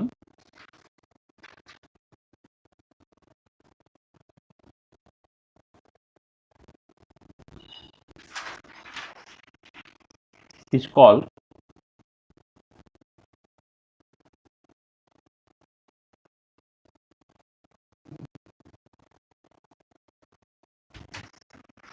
the Brownian motion। এবং এই ব্রাউনিয়ান মোশনটা বেসিক্যালি তোমার যেটা বলে থার্মাল এজিটেশন বা এন্ট্রপির কারণে হয় আর কি। হ্যাঁ, তা এই যে র্যান্ডম কায়োটিকতে ঘুরে বেড়ায়, র্যান্ডম কায়োটিকতে ঘুরে বেড়াতে হচ্ছে এন্ট্রপি বাড়ে, আর যে কোনো একটা সিস্টেম চায় সবসময় হচ্ছে এন্ট্রপিটা বাড়াতে, এন্ট্রপিটা বেসিক্যালি বাড়াতে চায় আর কি। আর এটা হচ্ছে তোমার বিজ্ঞানী পেরিন এই ব্রাউনিয়ান মোশনটাকে কাজে লাগিয়ে অ্যাভোগাড্রো কনস্ট্যান্টের ভ্যালুটাকে বের করেছিল। মানে পেরিন ডিটারমাইন মানে এস্টিমেটেড আর কি,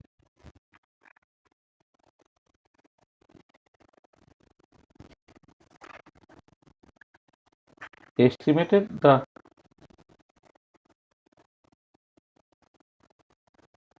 approximate value of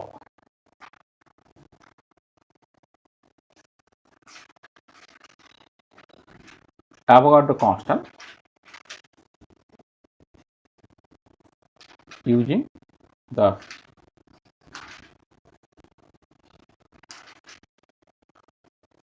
Brownian motion of colloidal particles। তাই ব্রাউনিয়ান মোশন সংক্রান্ত একটু জাস্ট ইনফরমেশন আমি বলে রাখলাম। তাহলে কাইনেটিক প্রপার্টি বলতে বেসিক্যালি ব্রাউনিয়ান মোশন বোঝায়, ব্রাউনিয়ান মোশনটা কি এবং তার যে ইউটিলিটি কি সেটা এখানে বোঝা যাবে। আচ্ছা, এবারে মূলত যে আলোচনাটা আজকে আমাদের করব সেটা হচ্ছে electrical properties of colloidal system. আচ্ছা, in a colloidal system dispersed phase or colloidal particles are electrically charged।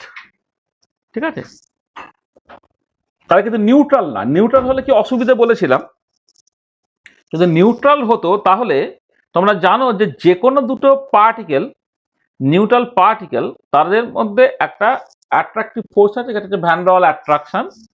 Say van der wall attraction dipole dipole বা কিসম অ্যাট্রাকশন হতে পারে, dipole induce dipole inter attraction অর্থাৎ তোমার ডিবাই অ্যাট্রাকশন হতে পারে, অথবা induce dipole attraction বা লন্ডন অ্যাট্রাকশন হতে পারে। যাই হোক না কেন, সবকটা অ্যাট্রাকশন।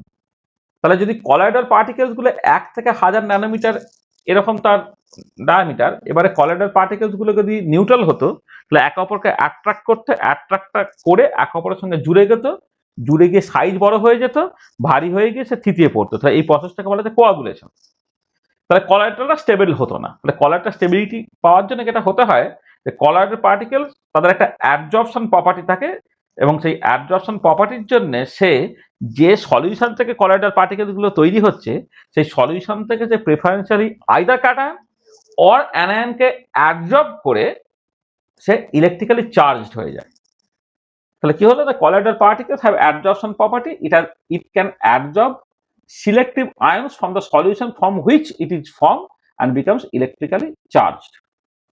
তাহলে অরিজিন অফ ইলেকট্রিক্যাল চার্জ কি, মানে চার্জগুলোর অরিজিনটা কোথা থেকে হতে পারে, ফ্রিকশনাল ইলেকট্রিফিকেশন থেকে হতে পারে, ইলেকট্রন ক্যাপচার করে হতে পারে, preferential adsorption of ion from solution, যেটা মূলত এটাই মেন কারণ, সেটা হতে পারে, dissociation of molecules followed by aggregation of ions, dissociation of the molecules,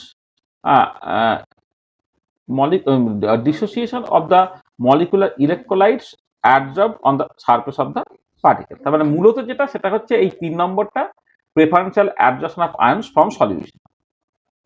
ঠিক আছে, এটা আচ্ছা। এবারে ডিফারেন্ট ইলেকট্রোকাইনেটিক ফেনোমেনন। তাহলে ইলেকট্রোকাইনেটিক ফেনোমেনন কাকে বলে সেটা প্রথমে বুঝে না। Electrokinetic phenomenon are defined as the phenomena involving the relative motion of one phase with respect to another with the exhibition in certain cases of some electrical properties। তাহলে কি হলো দেখো, তার মানে বেসিক্যালি ইলেকট্রোকাইনেটিক ফেনোমেনা কারা? সেই সমস্ত ফেনোমেনাগুলো যেখানে একটা ফেজ এবং আরেকটা ফেজের মধ্যে একটা রিলেটিভ মোশন আছে এবং তার সঙ্গে সে কিছু কিছু ক্ষেত্রে হচ্ছে কিছু ইলেকট্রিক্যাল প্রপার্টি সে শো করবে, সেগুলো হচ্ছে ইলেকট্রোকাইনেটিক ফেনোমেনা। কাইনেটিক ফেনোমেনা যে ক্ষেত্রে একটা তোমার ইলেকট্রিক্যাল প্রপার্টি চেঞ্জ হচ্ছে, সেটাই হচ্ছে তোমার ইলেকট্রোকাইনেটিক ফেনোমেনা। তার মানে বেসিক্যালি ধরো একটা কলয়েডাল সিস্টেম যখন কনসিডার করছো, তখন ডিসপারশন মিডিয়ামের রেসপেক্টে ডিসপার্স ফেজের পার্টিকেলগুলো একটা রিলেটিভ মোশন থাকবে এবং সেই রিলেটিভ মোশনের জন্য বিভিন্ন রকম ইলেকট্রিক্যাল প্রপার্টিজ দেখতে পাওয়া যাবে। সেই ঘটনাগুলোকে বলা হবে ইলেকট্রোকাইনেটিক ফেনোমেনা। তার মধ্যে 4টে ঘটনা তোমাকে দেখতে হবে। প্রথমটা হচ্ছে ইলেকট্রোফোরেসিস। ইলেকট্রোফোরেসিস ঘটনাটা কি দেখো, ধরো কোন একটা কলয়েডাল সিস্টেমস আছে যেখানে কলয়েডাল পার্টিকেল চার্জ পার্টিকেল। এবারে আমি একটা অ্যানোড দেখেছি, একটা ক্যাথোড দেখেছি। অ্যানোড হচ্ছে পজিটিভ ইলেকট্রোড, ক্যাথোড হচ্ছে নেগেটিভ ইলেকট্রোড। এবারে এই যে কলয়েডাল পার্টিকেলস গুলো যেগুলো আছে, আচ্ছা এবারে দেখো যদি তুমি এই অ্যানোড এবং ক্যাথোডের মধ্যে একটা পোটেনশিয়াল ডিফারেন্স রেখে দাও, তাহলে কলয়েড পার্টিকেলস গুলো সে যদি পজিটিভলি চার্জ হয়, ক্যাটায়নিক হয়, সে ক্যাথোডের দিকে যাবে, নেগেটিভ ইলেকট্রোডের দিকে যাবে। আর যদি সে নেগেটিভলি চার্জ হয়, অ্যানায়ন হয়, সে অ্যানোডের দিকে যাবে, অর্থাৎ পজিটিভ ইলেকট্রোডের দিকে যাবে। তাহলে এই যে যদি তুমি একটা পোটেনশিয়াল ডিফারেন্স দাও অ্যানোড এবং ক্যাথোড যদি রাখো, তাহলে ওই যে কলয়েড গুলো তার ক্যাথোড বা অ্যানোডের দিকে তার যে প্রেফারেন্সিয়াল মুভমেন্ট যেটা, সেটাকে বলে ইলেকট্রোফোরেসিস। এবারে যদি কলয়েডাল পার্টিকেল ক্যাটায়ন হয়, তাহলে ক্যাথোডের দিকে যাবে, তাকে বলে ক্যাটাফোরেসিস। আর যদি সেগুলো অ্যানায়ন হয়, তাহলে সে নেগেটিভ ইলেকট্রন বা অ্যানোডের দিকে যাবে, তাকে বলবে অ্যানাফোরেসিস। তাহলে কি বলা হচ্ছে, the movement of fine grains of solid held in suspense in a continuous medium such as colloidal particles under the influence of electric field is called electrophoresis. If the charges are positive, then they have a preferential movement towards cathode, তাকে বলা হবে cataphoresis. And if the charges are negative, then they have a preferential movement towards anode, তাকে বলা হবে anaphoresis. Cataphoresis, anaphoresis. আচ্ছা, sedimentation potential. আচ্ছা, sedimentation পোটেনশিয়ালটা দেখো যে ধরো তোমার এটা খুব সুন্দর একটা জিনিস, যে ধরো তোমার এই কলয়েডের পার্টিকেলগুলো চার্জ পার্টিকেল, তো ধরো সবাই পজিটিভলি চার্জ। আর ওভারঅল সলিউশনটা নিউট্রাল। তাহলে কলয়েডের পার্টিকেল যদি পজিটিভ চার্জ হয়, তাহলে পজিটিভ চার্জগুলোকে নিচে থিতিয়ে পড়ে, সেডিমেন্ট করে, তার নিচটা হয়ে গেলে পজিটিভ চার্জ, তার নিচে পজিটিভ চার্জ হবে, উপরটা থাকবে কি প্রেফারেন্সিয়াল, সে নেগেটিভ চার্জ থাকবে। যখন একটা চার্জ সেপারেশন তৈরি হবে, তখন একটা পোটেনশিয়াল ডিফারেন্স তৈরি হয়, ক্যাপাসিটারে যেমন হয়, ঠিক আছে, বা কনডেন্সারে যেমন হয় আর কি। তাহলে কি হচ্ছে, কলয়েডের পার্টিকেলগুলো চার্জ পার্টিকেল, এবারে গ্র্যাভিটির জন্য কলয়েডের পার্টিকেল নিচের দিকে থিতিয়ে পড়ছে। তাহলে কলয়েডের পার্টিকেল যদি পজিটিভ চার্জের হতো, তার নিচের দিকে থিতিয়ে পড়ে নিচটা হয়ে গেল পজিটিভ চার্জ, আর উপরটা হয়ে যাবে নেগেটিভ চার্জ, কারণ ওভারঅল সলিউশনটা যখন নিউট্রাল।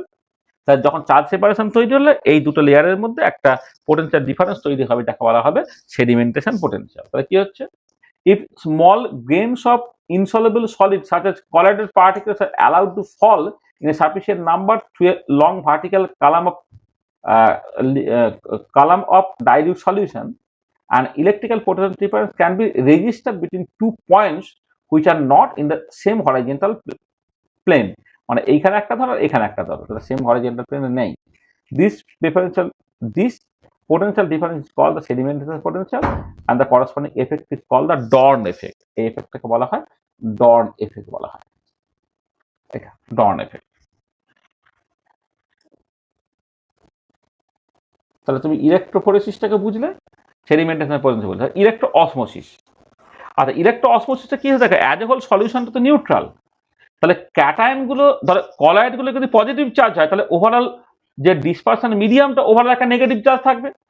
তা যখন তুমি পোটেনশিয়াল ডিফারেন্স তৈরি করছো ইলেকট্রোফোরেসিসের ক্ষেত্রে কি বললে না কলয়েড পার্টিকেলস গুলো চার্জ পার্টিকেল তারা কোনো একটা পার্টিকুলার ইলেকট্রনের দিকে যাচ্ছে, যেমন ধরো এই পার্টিকুলার কেসে কলয়েডের পার্টিকেলস গুলো হচ্ছে তোমার ক্যাথোড, ক্যাটায়নে তারা ক্যাথোডের দিকে যাচ্ছে। তখন সলভেন্টটা অর্থাৎ এক্ষেত্রে ডিসপারশন মিডিয়ামটা তার একটা প্রেফারেন্সিয়াল মুভমেন্ট থাকবে, জাস্ট পার্টিকেলগুলো যেদিকে মুভ করছে তার ঠিক উল্টো দিকে। একে বলা হবে ইলেকট্রো অসমোসিস। তাহলে when electrophoresis is electrophoresis of disperse particle in a colloidal system is prevented, তাহলে আমি এগুলোকে যেতে দিচ্ছি না, কলিডার পার্টিকেলস গুলো কোনো একটা পার্টিকুলার ডিরেকশনে মুভ করতে দিচ্ছি না, আমি আটকে দিচ্ছি। তখন কি হবে সলভেন্টটা বা ডিসপারশন মিডিয়ামটা উল্টো দিকে মুভ করবে। So by some suitable means, it is observed that dispersion medium itself begins to move in an electric field. This phenomenon is called the electroosmosis. তাহলে ইলেকট্রোফোরেসিসের ক্ষেত্রে ডিসপার্স ফেজ যেগুলো অর্থাৎ পার্টিকেল গুলো তারা বেসিক্যালি মুভ করছে, আর ইলেকট্রোঅসমোসিসের ক্ষেত্রে যেটা হচ্ছে তোমার ডিসপারশন মিডিয়ামটা সে বেসিক্যালি উল্টো দিকে মুভ করছে। আর ফাইনালি হচ্ছে streaming potential. In electroosmosis it is seen that there results a mechanical flow of continuous medium across a semi-permeable membrane as a result of an electrical potential. তোমার এর আগে কি হলো এখানে কি দেখতে পেলে একটা পোটেনশিয়াল ডিফারেন্স থাকছে, আগে থেকে অ্যানোড একটা ক্যাথোড আছে বলে তোমার ডিসপারশন মিডিয়ামটা করে একটা পার্টিকুলার দিকে মুভ করছে। এইটা the reverse of this process is called the streaming potential, involves a generation of a potential difference between the liquid on either side of the semi-permeable membrane when a solvent is forced to flow through the membrane by hydrostatic pressure. তাহলে ব্যাপারটা বোঝার চেষ্টা করো। ধরো আমি কি দেখলাম, আমি ধরো একটা কলয়েডাল সিস্টেম আছে, মাঝে একটা সেমিপারমিয়েবল মেমব্রেন দিয়েছি, তাহলে এদিকে পোটেনশিয়াল ডিফারেন্স তুমি তৈরি করে রেখে দিকে তখন সলভেন্টটা একদিকে তোমার মুভ করছে। আর এবারে আমি তাহলে সলভেন্টটা মুভ করছে একটা দিক থেকে আর একটা দিকে, আর সেটা হচ্ছে ইলেকট্রো অসমোসিস, মানে অসমোসিস ঘটছে। অসমোসিস মানে কি একটা সলিউশন থেকে সলভেন্টটাকে মুভ করাটাকে বলা হয়, মানে সলভেন্টটা পিওর সলভেন্ট সাইড থেকে সলিউশন সাইডের দিকে, বা দুটো সলিউশন যদি থাকে তাহলে সলভেন্টটা লোয়ার কনসেন্ট্রেশন থেকে হায়ার কনসেন্ট্রেশন থেকে সলভেন্টটা মুভ করছে, এটা হচ্ছে অসমোসিস। তাহলে এক্ষেত্রে সেই অসমোসিসের মতো ঘটনাই ঘটছে, যে তার জন্য একটা পোটেনশিয়াল ডিফারেন্স তৈরি করে দেওয়া হয়েছে, হচ্ছে ইলেকট্রো অসমোসিস। তাহলে ইলেকট্রো অসমোসিসের জন্য কি হচ্ছে না বেসিক্যালি যেটা সকাল ডিসপারশন মিডিয়ামটার একদিক থেকে আরেক থেকে মুভমেন্টটা ঘটছে। এবার এর ঠিক রিভার্সটা, অর্থাৎ আমি যদি ডিসপারশন মিডিয়ামটার মুভমেন্টটা একটা দিক থেকে আরেকটা দিকে জোর করে করি তাহলে অটোমেটিক্যালি একটা পোটেনশিয়াল ডিফারেন্স তৈরি হবে। তাই পোটেনশিয়াল ডিফারেন্স তৈরি হলে তোমার ডিসপারশন মিডিয়ামটা একটা দিক থেকে আরেক দিকে যায়। আবার উল্টো দিকে যদি ডিসপারশন মিডিয়ামটাকে তুমি ধরো দুটো প্রেসার ডিফারেন্স তৈরি করে একটা দিক থেকে আরেকটা দিকে যদি নিয়ে যাও তাহলে একটা পোটেনশিয়াল ডিফারেন্স তৈরি হবে, তাকে বলা হবে স্ট্রিমিং পোটেনশিয়াল। তাহলে যেটা বলা হলো the reverse of this process is called the streaming potential, involves a generation of potential difference between the liquid on either side of the semi-permeable membrane when a solvent is forced to flow through the membrane by hydrostatic pressure. তাহলে এই যে চারটে ইলেকট্রোকাইনেটিক phenomena, একটা হচ্ছে electrophoresis, তার মধ্যে cataphoresis অ্যানাফোরেসিস আছে। 2 নম্বর হচ্ছে সেডিমেন্টেশন পোটেনশিয়াল, সেখান থেকে ডন এফেক্টের কথা বলা হলো। 3 নম্বর হচ্ছে ইলেকট্রো অসমোসিস, আর 4 নম্বর হচ্ছে স্ট্রিমিং পোটেনশিয়াল। এই চারটে ইলেকট্রোকাইনেটিক ফেনোমেনা, সেই চারটে ইলেকট্রোকাইনেটিক ফেনোমেনা অ্যাকচুয়ালি কি এবং তাদের ডিফারেন্সগুলো কি কি সেটা পরিষ্কার কিনা দেখো, ব্যাপারটা পরিষ্কার ভিজুয়ালাইজেশনটা হচ্ছে কিনা বলো।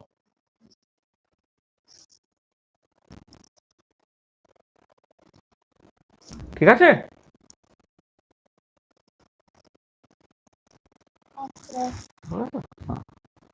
আচ্ছা, এইবারে যেটা হার্ডি-সুজ রুল বা ফ্লোকুলেশন, এইটা কিন্তু ভীষণ ইম্পর্টেন্ট, এটা ভালো করে পড়বে। বলা হচ্ছে যে একটা কলয়েডের স্টেবিলিটির জন্য একটা ইলেকট্রোলাইটের প্রেজেন্স দরকার, যেটা পেপটাইজেশনের ক্ষেত্রে তুমি দেখেছো। কিন্তু যদি ইলেকট্রোলাইট একটু বেশি পরিমাণ অ্যাড করে দাও না, তাহলে দেখা যায় কলয়েডাল সিস্টেমটা আনস্টেবল হয়ে পড়ছে, সে থিতিয়ে পড়ছে। এই যে ঘটনাটা তাকে বলা হয় ফ্লোকুলেশন। তাহলে উই নো কি না, we know to stabilise a colloidal system we need to add some calculated amount of electrolyte, but if excess amount of electrolyte is added then the colloidal system becomes unstable and it's coagulated. This phenomenon is called flocculation. ঠিক আছে? আচ্ছা, এবারে এই the concentration of the added electrolyte to be needed to make coagulation is called the critical coagulating concentration. এটা তাহলে আমি একটা electrolyte add করছি, খুব অল্প করে ইলেকট্রোলাইট অ্যাড করলে সে কিন্তু ফ্লোকুলেট করবে না বা কোয়াগুলেট করবে না, আমাকে একটু বেশি পরিমাণ অ্যাড করতে হবে। তাহলে একটা মিনিমাম পরিমাণ যার পরে অ্যাড করলে তোমার অ্যাকচুয়ালি কোয়াগুলেশনটা হয়ে যায়, তাকে বলে ক্রিটিক্যাল কোয়াগুলেটিং কনসেন্ট্রেশন বা সিসিসি। আচ্ছা, এই কোয়াগুলেশন সংক্রান্ত বা ফ্লোকুলেশন সংক্রান্ত যে রুলটা, সেটা হচ্ছে হার্ডি-শুলজ রুল। সেটা কি বলছে? প্রথম কথা হচ্ছে, দেখো যে কলয়েডালটা যে চার্জে, তার অপোজিট চার্জের ইলেকট্রোলাইট আয়নগুলোই বেসিক্যালি রেসপন্সিবল হবে ফর ফ্লোকুলেশন। মানে কলয়েডাল যদি পজিটিভ চার্জ হয় তাহলে তোমার নেগেটিভ আয়নগুলো রেসপন্সিবল ফর ফ্লোকুলেশন, বা কলয়েড যদি নেগেটিভ চার্জ হয় তাহলে পজিটিভ আয়নগুলো রেসপন্সিবল ফর ফ্লোকুলেশন। এইটা এক নম্বর। আর দু নম্বর হচ্ছে, ধরো কোনো একটা কলয়েড সে নেগেটিভ চার্জের, এবার আমি Na+ অ্যাড করছি, ধরো তোমার ম্যাগনেসিয়াম বা ক্যালসিয়াম 2+ অ্যাড করছি, ধরো অ্যালুমিনিয়াম 3+ অ্যাড করছি, অ্যান্ড সো অন। তার মানে বেসিক্যালি এটা দাঁড়াচ্ছে যে কোনো একটা অ্যানায়নিক কলয়েড তাকে ফ্লোকুলেট করতে যাওয়ার জন্য তোমাকে ক্যাটায়ন দিতে হচ্ছে। ক্যাটায়নের ইন্ডিভিজুয়াল ক্যাটায়নের চার্জ যত বেশি হবে তত কম পরিমাণ লাগবে। সার্টেনলি হচ্ছে Na+ যতটা লাগবে, ক্যালসিয়াম 2+ তার থেকে কম লাগবে, অ্যালুমিনিয়াম 3+ আরো কম লাগবে। তাহলে এই যে দুটো রুলের কথা বলা হলো, সেটাকেই কম্বাইন্ডলি বলা হচ্ছে হার্ডি-শুলজ rule. So the effective ions of electrolyte in bringing about coagulation are those which carry charge opposite to that of the colloidal particle. The colloidal particles যে চার্জে, তার অপোজিট চার্জের আয়নগুলি রেসপন্সিবল হবে ফর ফ্লোকুলেশন or coagulation. আর greater the valency of coagulating or flocculating ions, greater is its power to bring about coagulation. Greater the valency of coagulating or flocculating ions, greater is its power to bring about coagulation. যেমন ধরো এখানে example বলা হচ্ছে, আমি এই sodium nitrate বা potassium nitrate ব্যবহার করছি। ধরে না একটা কলয়েড নেগেটিভলি চার্জের, সেখানে দেখা যাচ্ছে যে ক্রিটিক্যাল কোয়াগুলেটিং কনসেন্ট্রেশন, অর্থাৎ মিনিমাম যে পরিমাণটা দিলে কোয়াগুলেটটাকে করবে, সেটা কত হচ্ছে না তোমার 150 মতো। হয় যদি তুমি ক্যালসিয়াম নাইট্রেট এরকম ব্যবহার করে, ক্যালসিয়াম 2+, সেখানে লাগছে মাত্র 2.4 এর মতো। অ্যালুমিনিয়াম 3+ দিলে লাগছে 0.07 এর মতো। তার মানে পরিষ্কার দেখো, এই যে চার্জের পরিমাণটা বাড়লো Na+ থেকে ক্যালসিয়াম 2+ থেকে অ্যালুমিনিয়াম 3+, আর ক্রিটিক্যাল কোয়াগুলেটিং কনসেন্ট্রেশনটা কত র্যাপিডলি কমে যাচ্ছে, 150 থেকে 2.4 থেকে 0.07। মানে বেসিক্যালি এটা দাঁড়াচ্ছে যে ক্রিটিক্যাল কোয়াগুলেটিং কনসেন্ট্রেশনটা মূলত হয় প্রপোর্শনাল টু 1/Z⁶, যেখানে জেডটা হচ্ছে কোয়াগুলেটিং আয়নের করসপন্ডিংলি চার্জটা। এটা তাহলে প্রথম কথা, তাহলে এই যে হার্ডি-শুলজ রুলটা খুব ইম্পর্টেন্ট। সেটা হচ্ছে রুলের মধ্যে দুটো পার্ট আছে। একটা হচ্ছে যে কলয়েডাল যে চার্জে, তাহলে অপোজিট চার্জের আয়নগুলি রেসপন্সিবল ফর ফ্লোকুলেশন। আর দু নম্বর হচ্ছে যে আয়নগুলো রেসপন্সিবল, মানে যে টাইপের আয়নগুলো আছে, তার চার্জ বা ভ্যালেন্সি কত বেশি হবে, তত কম পরিমাণ লাগবে এই কোয়াগুলেশনের জন্য। আচ্ছা, এবারে নেক্সট যে টপিকটা একটু আলোচনা করব, সেটা হচ্ছে যে আমি তো বুঝলাম একটা কলয়েডের স্টেবিলিটির জন্য কলয়েডগুলোকে চার্জ হতে হবে, কিন্তু তার মেকানিজমটা একটু ভালো করে বোঝার চেষ্টা করতে হবে। আচ্ছা, মেকানিজমটা ভালো করে বোঝার চেষ্টা করতে হবে মানে ব্যাপারটা কিরকম? দেখো, একটা জিনিস বোঝার চেষ্টা করো, যে আমি যদি এইরকম করে ভাবি যে একটা কলয়েড আছে, তার একটা পজিটিভলি চার্জ, আর একটা কলয়েড হচ্ছে পজিটিভলি চার্জ, তারা একে অপরকে রিপেল করছে বলে সে কোয়াগুলেট করছে না। এবারে অপোজিট চার্জের আয়নস যদি আমি অ্যাড করি, তাহলে অপোজিট চার্জের আয়নস যদি ওই কলয়েডের সারফেসে যদি অপোজিট চার্জের আয়নগুলো অ্যাডজর্ব হয়ে যায়, ধরো আমি বলছি নেগেটিভ চার্জের একটা কলয়েড আছে, একটা তুমি ক্যাটায়ন দিলে, সে ক্যাটায়নটা সে নেগেটিভ চার্জটাকে ধরো ব্যালেন্স করছে, নিউট্রালাইজ করার চেষ্টা করছে, তাহলে কি হবে? তাহলে কলয়েডের চার্জের পরিমাণটা কমে যাবে, তার মধ্যে রিপালশনটা কমে যাবে, সে ফ্লোকুলেট করে যেতে পারে। এই তো এর ব্যাপারটা যদি এতটা সহজ হতো, তাহলে খুব পরিষ্কার যেটা, সেটা হচ্ছে যে ধরো Na+ যতটা লাগবে ক্যালসিয়াম 2+ তার ঠিক ডবল হলেই হয়ে যেত, বা অ্যালুমিনিয়াম 3+টা Na+ যা লাগবে অ্যালুমিনিয়াম 3+ তার 3 গুণ হলেই হয়ে যেত, কারণ চার্জের পরিমাণ হচ্ছে ডাবল বা 3 গুণ ইত্যাদি। কিন্তু বাস্তবে দেখো, এই রেশিওটা, এই ডেটাটা দেখে তুমি পরিষ্কার বুঝতে পারছো যে ব্যাপারটা অতটা সিম্পল না। তাহলে অ্যাকচুয়ালি কি হচ্ছে সেটা একটুখানি ভালো করে তোমার দেখতে হবে। আর সেইটাকে বোঝার জন্য তোমার ইলেকট্রিক্যাল ডাবল লেয়ার এবং জিটা পোটেনশিয়াল, সেই কনসেপ্টটা একটু ভালো করে বুঝতে হয়। আর ইলেকট্রিক্যাল ডাবল লেয়ার জিনিসটা কি না, হয় না electrically charge solid phase, say electrode or colloidal particles are dipped in a solution, then an interface is formed having two adjacent layers. This is called electrical double layer. তাহলে electrical double layer দেখো, যখন একটা electrode আর electrolytic সলিউশনে ডোবানো হচ্ছে বা একটা colloid dispersion মিডিয়ামের মধ্যে আছে, তখন তোমার ওই একটা লেয়ার তৈরি হয়, যাকে বলা হয় ইলেকট্রিক্যাল ডাবল লেয়ার। আচ্ছা, কেন ডাবল লেয়ার? কারণ দুটো লেয়ার আছে। কোন দুটো লেয়ার সেটা আমি পরে বলছি। আর এবারে ইলেকট্রিক্যাল ডাবল লেয়ার গুলো কেমন হবে তার মতো করে বিভিন্ন মডেল আছে। তিনটে মডেল খুব কমন। একটা হচ্ছে হেলমুজ মডেল, 2 নম্বর হচ্ছে গয় চ্যাপম্যান মডেল, আর 3 নম্বর হচ্ছে স্টার্ন মডেল। আর আমাদের স্টার্ন মডেলটা বেশি পপুলার, সেই স্টার্ন মডেল দিয়ে অনেক কিছু বলার চেষ্টা করবো। স্টার্ন মডেলের ডাবল লেয়ারটার মধ্যে দুটো লেয়ার থাকে, একটা মানে ফিক্সড লেয়ার আর স্টার্ন লেয়ার, আর একটা ডিফিউজ লেয়ার। আচ্ছা, ফিক্সড লেয়ার মানে হচ্ছে যে একদম যে কলয়েডাল, ধর কলয়েডকে আমি মাথায় রেখেই বলছি যে কলয়েড যে পার্টিকেলস গুলো আছে, হ্যাঁ, সেটা তো কোনো একটা particular type of ion absorb করে নিয়ে ধরলে সে পজিটিভলি চার্জ হয়ে আছে বা নেগেটিভলি চার্জ হয়ে আছে। তো এবার যখন তুমি কোনো একটা ইলেকট্রোলাইট অ্যাড করছো, তখন যেটা দেখতে পাবে যে প্রথমে একটা লেয়ার তৈরি হবে, যেটা হচ্ছে এর সঙ্গে অ্যাডজাসেন্ট, মানে যে কলয়েডের পার্টিকেলস বা ইলেকট্রো তার অ্যাডজাসেন্ট লেয়ার। যে লেয়ারটাকে কিছু একটা তুমি যদি নাড়াচাড়া করো বা একটা মেকানিক্যাল কিছু একটা ফোর্স ব্যবহার করো, সেই লেয়ারটা কিন্তু তোমার ডিটাচ হয়ে যায় না। সেখানে এই লেয়ারটা ফিক্সড লেয়ার থাকে, ওটা টার্ন লেয়ার। তাহলে কি বলছে, counter ions of the colloid forms this layer which remains unaffected by weak mechanical shaking. এটা। আর তার বাইরে কিছু লেয়ার থাকে যেগুলো বেসিক্যালি ডিফিউজ লেয়ার, যেটা তুমি যদি সামান্য মেকানিক্যাল শেকিং করো তাহলে সেই ডিফিউজ লেয়ারের আয়নগুলো কিন্তু এদিক ওদিক হয়ে যেতে পারে। তাহলে মে কন্টেন্ট বোথ, এখানে এখানে যেমন আগেরটা যেমন শুধুমাত্র অপোজিট চার্জের আয়নই ছিল, এখন হচ্ছে মে কন্টেন্ট বোথ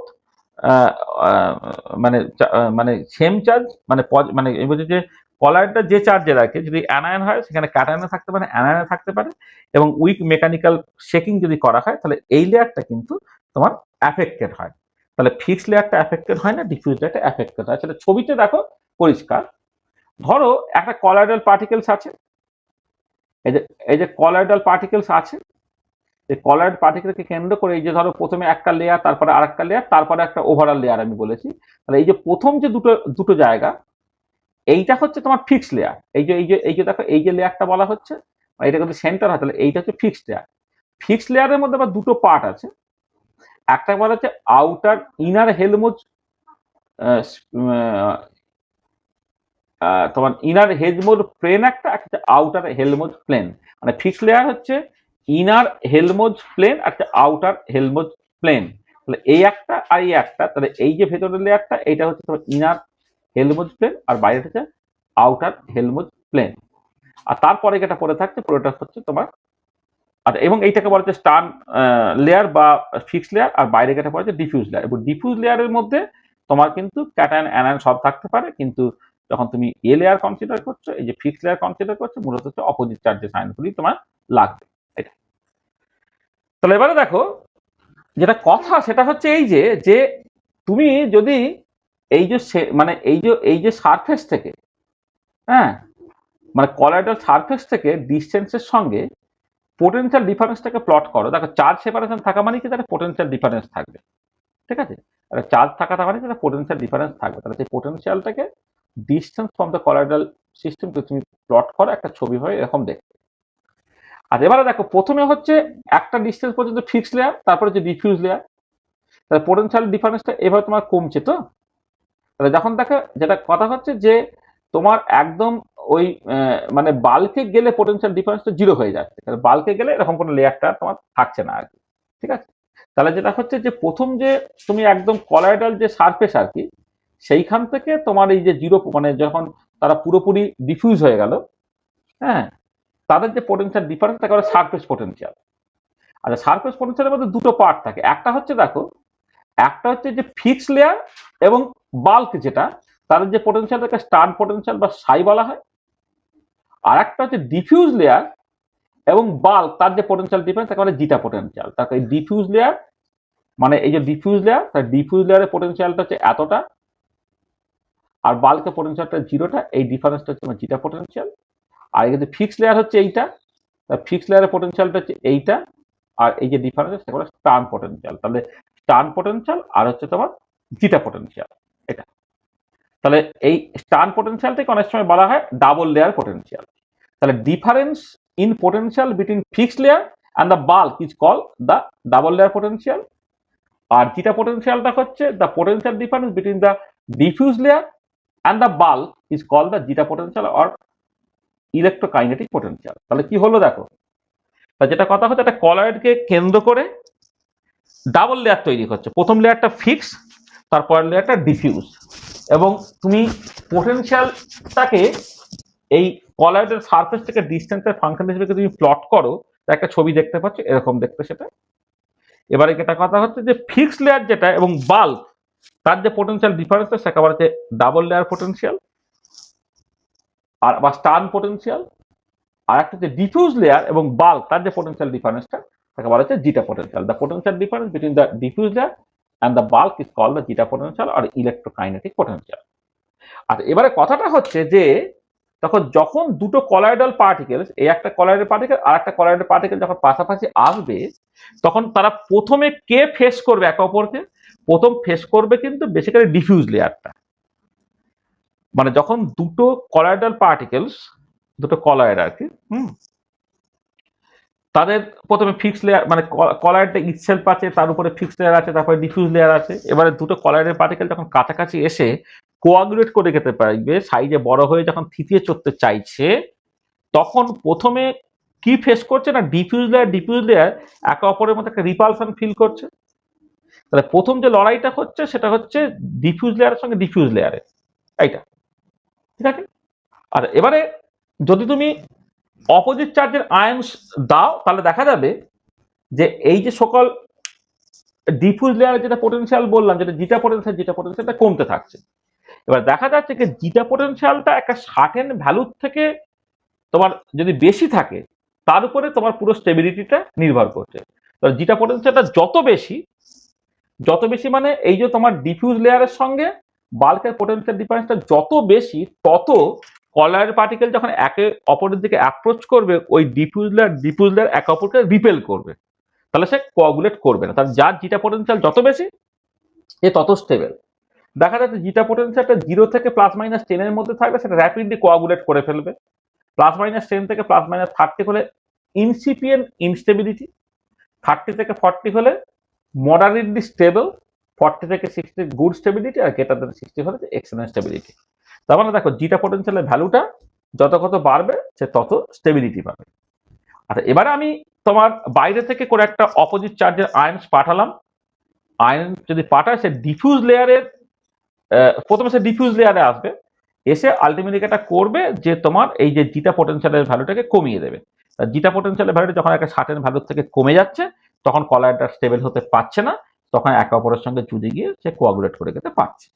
তাহলে এই যে একটা কলয়েডাল সিস্টেমের স্টেবিলিটিটা, এটা ডাবল লেয়ার পোটেনশিয়াল বা জিটা পোটেনশিয়ালের টার্মস আমি এক্সপ্রেস করে ফেলতে পারলাম। তাহলে আমি আবার বলছি, সেটা হচ্ছে যে তোমার কোন একটা কলয়েডকে কেন্দ্র করে তোমার ডাবল লেয়ার তৈরি হচ্ছে। প্রথমটা হচ্ছে ফিক্সড লেয়ার বা স্টার্ন লেয়ার, তারপর হচ্ছে ডিফিউজ লেয়ার এবং বাল্কের মধ্যে যে পোটেনশিয়াল ডিফারেন্স থাকে জিটা পোটেনশিয়ালটা একটা সার্টেন ভ্যালু থেকে কমে গেলে কলয়েডাল সিস্টেমটা আনস্টেবল হয়ে পড়বে, ঠিক আছে। এবং সেই জিটা পোটেনশিয়ালের ভ্যালুটা কমানো যেতে পারে যদি বাইরে থেকে অপোজিট চার্জে কোনো আয়ন চার্জ পাঠানো হয়, ঠিক আছে। এবং জিটা পোটেনশিয়ালের যে রেঞ্জ, তার মতো করে আমি স্টেবিলিটির একটা টেবিল তোমার তৈরি করে দিলাম। দেখো যেটা বললাম এটা পরিষ্কার? কোনো অসুবিধা আছে? এই জায়গাটা কিন্তু খুব ইম্পর্টেন্ট, হ্যাঁ, এটা ভালো করে করবে। আচ্ছা, আর লাস্ট একটা জিনিস আমরা আলোচনা করব আজকের জন্য। আরেকটা ক্লাস আমরা বলবো একদিনে। এই যেহেতু এখানে তোমার অঙ্ক টঙ্ক কষার জায়গা নেই, সবটাই হচ্ছে তোমার এই জাস্ট মানে আলোচনার ব্যাপার, তো একদিন অনেকটা জিনিস মাথায় থাকবে না। আমরা আরেকটা ক্লাসে পুরো সিলেবাসটাকে শেষ করব। আর লাস্ট যে টপিকটা আমরা আলোচনা করছি, এখন পর্যন্ত যে প্রপার্টিগুলো আলোচনা করলাম মানে হচ্ছে তোমার ধরো এই যে অপটিক্যাল প্রপার্টি, কাইনেটিক প্রপার্টি এবং আমার ইলেকট্রিক্যাল প্রপার্টি, সেটা আবার বলছি অপটিক্যাল প্রপার্টি বা টিন্ডাল এফেক্ট, কাইনেটিক প্রপার্টি বা বাউন্ডিয়ান মোশন, ইলেকট্রিক্যাল প্রপার্টি যেগুলো আলোচনা করলো সবটাই লায়োফোবিক কলয়েডের জন্য। লায়োফিলিকটা ইউজুয়ালি বেশি ডিসকাশন থাকে না, হ্যাঁ। এবার কথাটা হচ্ছে যে দেখা যায় যে লায়োফিলিক কলয়েড যদি লায়োফোবিক কলয়েডে কিছুটা দেওয়া হয়, তাহলে না লায়োফোবিক কলয়েডের স্টেবিলিটি বেড়ে যায়। সেটাকে বলা হচ্ছে লায়োফিলিক কলয়েডের প্রোটেক্টিভ অ্যাকশন। কি বলা হচ্ছে? যে it is observed that addition of certain lyophilic colloids like gums, soap, gelatin, etc. to lyophobic colloids prevent the latter to coagulate with the addition of electrolyte. মানে এমনিতে কি হয়, লায়োফোবিক কলয়েডে ইলেকট্রোলাইট দিলে সেটা কোয়াগুলেট করে যায়, যেটাকে ফ্লোকুলেশন বলে। কিন্তু যদি আমি আগে থেকে কিছু লায়োফিলিক কলয়েড দিয়ে রাখি তাহলে দেখা যাবে যে ইলেকট্রোলাইট অ্যাড করার পরেও হচ্ছে সে তোমার কোয়াগুলেট করছে না। তাহলে এই লায়োফিলিক কলয়েড তার মানে কি করলো, লায়োফোবিক কলয়েডকে তোমার ফ্লোকুলেট করতে প্রিভেন্ট করলো। সেই যে প্রপার্টিটা সেটাকে বলা হবে প্রোটেক্টিভ অ্যাকশন। তাহলে protective capacity of lyophilic solid, protective action. ঠিক আছে, তাহলে তাহলে প্রোটেক্টিভ অ্যাকশনটা কি? তাহলে আমি আবার বলছি যে লায়োফোবিক কলয়েড আছে, সেখানে একটা ইলেকট্রোলাইট অ্যাড করলে সে ফ্লোকুলেট করে যায়, কিন্তু আমি কিছুটা পরিমাণ লায়োফিলিক কলয়েড দিয়ে দেবো যাতে করে দেখবো সে ফ্লোকুলেট করছে না, অর্থাৎ লায়োফোবিক কলয়েডটা স্টেবল হয়ে যাবে। তাহলে লায়োফিলিক কলয়েডের এই যে ধর্মটা সেটাকেই বলা হচ্ছে তার প্রোটেক্টিভ ক্যাপাসিটি বা প্রোটেক্টিভ অ্যাকশন। আর এবারে protective action of a lyophilic colloid express করা হয় গোল্ড নাম্বার দিয়ে। বিজ্ঞানী জিগমান্ডি 1901 সালে এই গোল্ড নাম্বার এই কনসেপ্টটা ইন্ট্রোডিউস করেছে। গোল্ড নাম্বার ডেফিনেশন কি না, ভীষণ ইম্পর্টেন্ট। দেখো, gold number is defined as the weight of the dried protective agent, protective lyophilic colloid আর কি, in milligram, which when added to 10 ml of standard gold sol, যার percentage 0.0053 থেকে 0.0058%, is just sufficient to prevent a color change from red to blue. আর একটা জিনিস বলি, red to blue on the addition of 1 ml or 10% sodium chloride solution। দেখো, এই যে 10 ml standard gold সল, এই gold সলটাকে লায়োফোবিক colloid, সেখানে যদি আমি সোডিয়াম ক্লোরাইড সলিউশন দিয়ে দিই তাহলে সে ফ্লোকুলেট করে যায়। এবং ফ্লোকুলেট করে যখন সে ফ্লোকুলেট করছে না, কলয়েড অবস্থায় থাকতে তার রং হচ্ছে লাল, আর যখন সে ফ্লোকুলেট করে গেল, থিতিয়ে গেল, তখন রংটা ব্লু হয়ে যায়। আর ফ্লোকুলেট করে যাচ্ছে মানে হচ্ছে বেসিক্যালি তার রংটা রেড থেকে ব্লু হচ্ছে। তাহলে এবারে কথাটা হচ্ছে 10 ml স্ট্যান্ডার্ড গোল্ড সল্ট নিয়েছি, 1 ml 10% সোডিয়াম ক্লোরাইড আমি দিয়েছি, দিলে নর্মালি হচ্ছে রেড থেকে ব্লু হয়ে যেতে পারতো, অর্থাৎ ফ্লোকুলেটটা করে যেতে পারতো। এবারে কথাটা হচ্ছে যে আমি এবারে কোন একটা লায়োফিলিক কলয়েড, যেটা করে প্রোটেক্টিভ এজেন্ট যেটা, সেটা আমি মিলিগ্রামে অ্যাড করছি, 1 মিলিগ্রাম 2 মিলিগ্রাম 3 মিলিগ্রাম অ্যাড করছি। দেখা যাবে একটা মিনিমাম অ্যামাউন্ট দিলে, দেওয়ার পরে তুমি দেখতে পাবে আর রেড থেকে ব্লু হচ্ছে না, অর্থাৎ ফ্লোকুলেটটা করছে না। তাহলে এই যতটা পরিমাণ তোমাকে ড্রায়েড কন্ডিশনে লায়োফিলিক কলয়েডটা দিতে হলে সেটাই হচ্ছে মিলিগ্রামে, সেটা হচ্ছে গোল্ড নাম্বার। তাহলে gold number is defined as the weight of the dried protective agent in milligram, which when added to 10 ml of standard gold salt is just sufficient to prevent a color change from red to blue on the addition of 1 ml 10% sodium chloride solution। বুঝতে পারলে gold নাম্বারটা কি হলো? তাহলে gold, হ্যাঁ, এই gold নাম্বারটা থেকেই জাস্ট নিউমেরিক্যাল প্রবলেম আসতে পারে। ধরো আমি একটা পার্টিকুলার প্রবলেম বললাম, ঠিক আছে, এই একটা পার্টিকুলার প্রবলেম বলেছি, একটা প্রবলেমটা পড়ো। But the coagulation of 100 ml of A colloidal solution of gold is completely prevented by the addition of 0.25 gram starch to 0.25 gram starch to it before adding 1 ml 10% sodium chloride solution। Calculate the gold number for starch। স্টার্চের gold number তোমাকে বের করতে বলেছে। Starch হচ্ছে লায়োফিলিক colloid, তার gold নাম্বারটা বের করতে বলেছে। কি বলেছে যে 100 ml তুমি সলিউশন নিয়েছো, গোল্ড সলিউশন নিয়েছো, সেইখানে ওই 1 ml 10% সোডিয়াম ক্লোরাইড অ্যাড করে যে রেড থেকে ব্লু হবে, সেটা আটকাতে গিয়ে আমার মিনিমাম 0.25 গ্রাম স্টার্চ লেগে গেছে। তাহলে গোল্ড নাম্বারটা কত হবে বলো তো, বের করো। ডেফিনেশনটাকে মাথায় রাখো, ডেফিনেশনটাকে মাথায় রেখে বের করে ফেলো তো দেখি। দেখো এইখানে কি বলা হয়েছে, ডেফিনেশনে 10 ml স্ট্যান্ডার্ড গোল্ড সল্টের কথা বলা হয়েছে, আর এখানে দেওয়া হয়েছে কত, 100 ml। তাহলে 100 ml কে প্রিভেন্ট করতে 0.25 গ্রাম লাগে, ঠিক আছে। তা 10 ml কে প্রিভেন্ট করতে কত লাগবে? তাহলে অ্যামাউন্ট অফ, যদি সলিউশনটাকে করো, amount of starch required to stop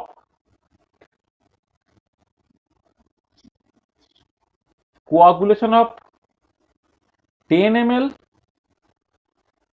gold sol কত হবে 100 ml 0.25 লেগেছে তার 0.25 বাই 100 গ্রাম সরি 10 গ্রাম হবে 10 ভাগের 1 ভাগ হয়ে যাবে তোমার 0.025 গ্রাম 0. এইটা মানে কত 25 মিলিগ্রাম তো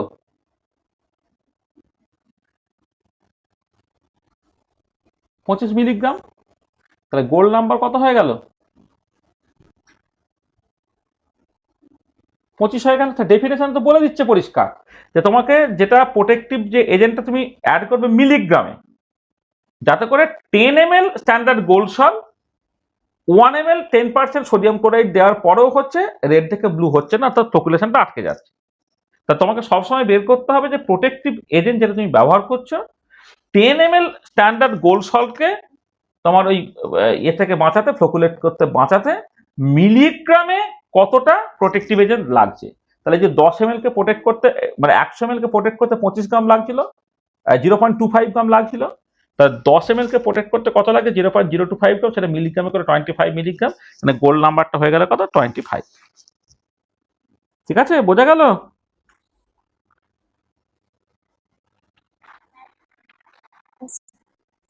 বুঝছে আচ্ছা একটা প্রবলেম দিচ্ছি বাড়িতে করবে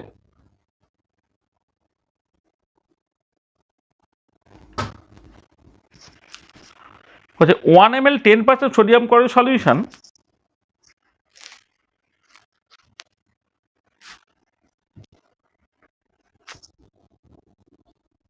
one ml 10% sodium chloride solution on addition to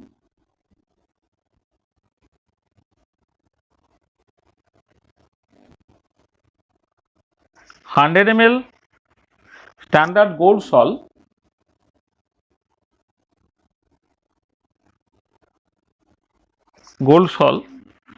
in presence of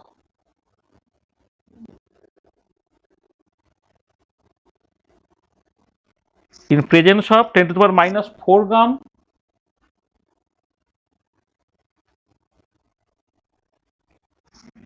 gelatin just prevents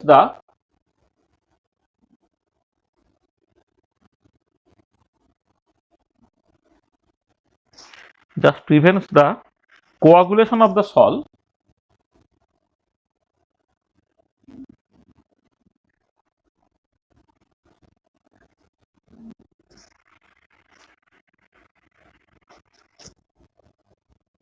coagulation of the salt find the gold number of gelatin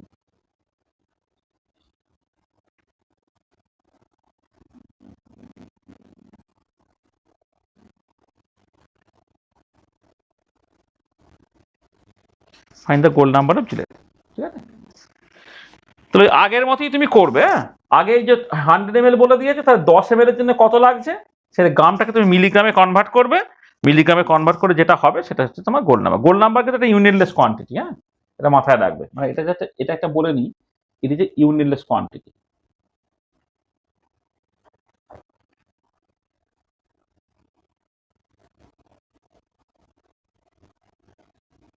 একটা ইউনিটলেস কোয়ান্টিটি হ্যাঁ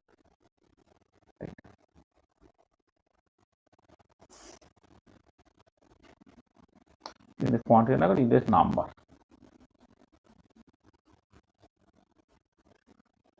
কি ঠিক আছে বোঝা গেল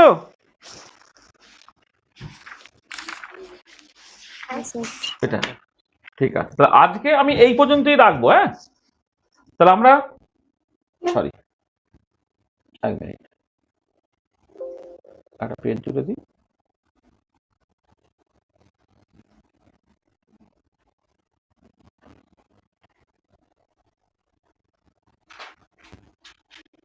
দেখো তাহলে নেক্সট ক্লাসে যেটা করব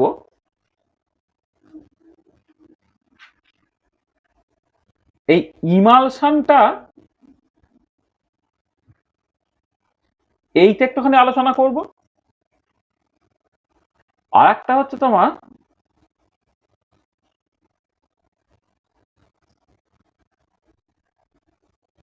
সারফেস অ্যাক্টিভ এজেন্ট যাকে বলে সারফ্যাক্ট্যান্ট, সেইটা আলোচনা করে সেই সংক্রান্ত মাইসেলি আর মাইসেলি আলোচনা করলে সেখান থেকে তোমার দেখবে critical micelle concentration,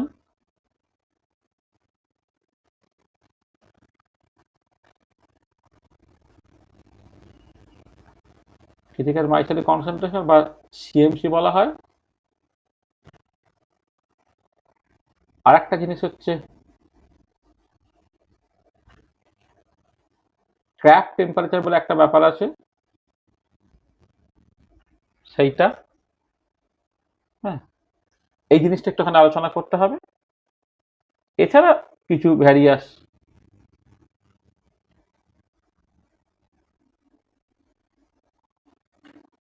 interesting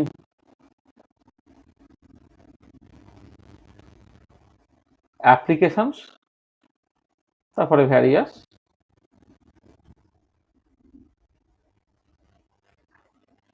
problems, এইগুলোকে আমার তারপরে আলোচনা করবেন। ঠিক আছে, তাহলে এই হচ্ছে আজকে যতটুকু বলার ছিল। End of lecture.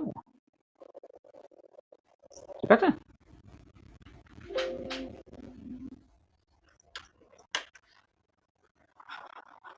বলো, কেউ কিছু বলবে?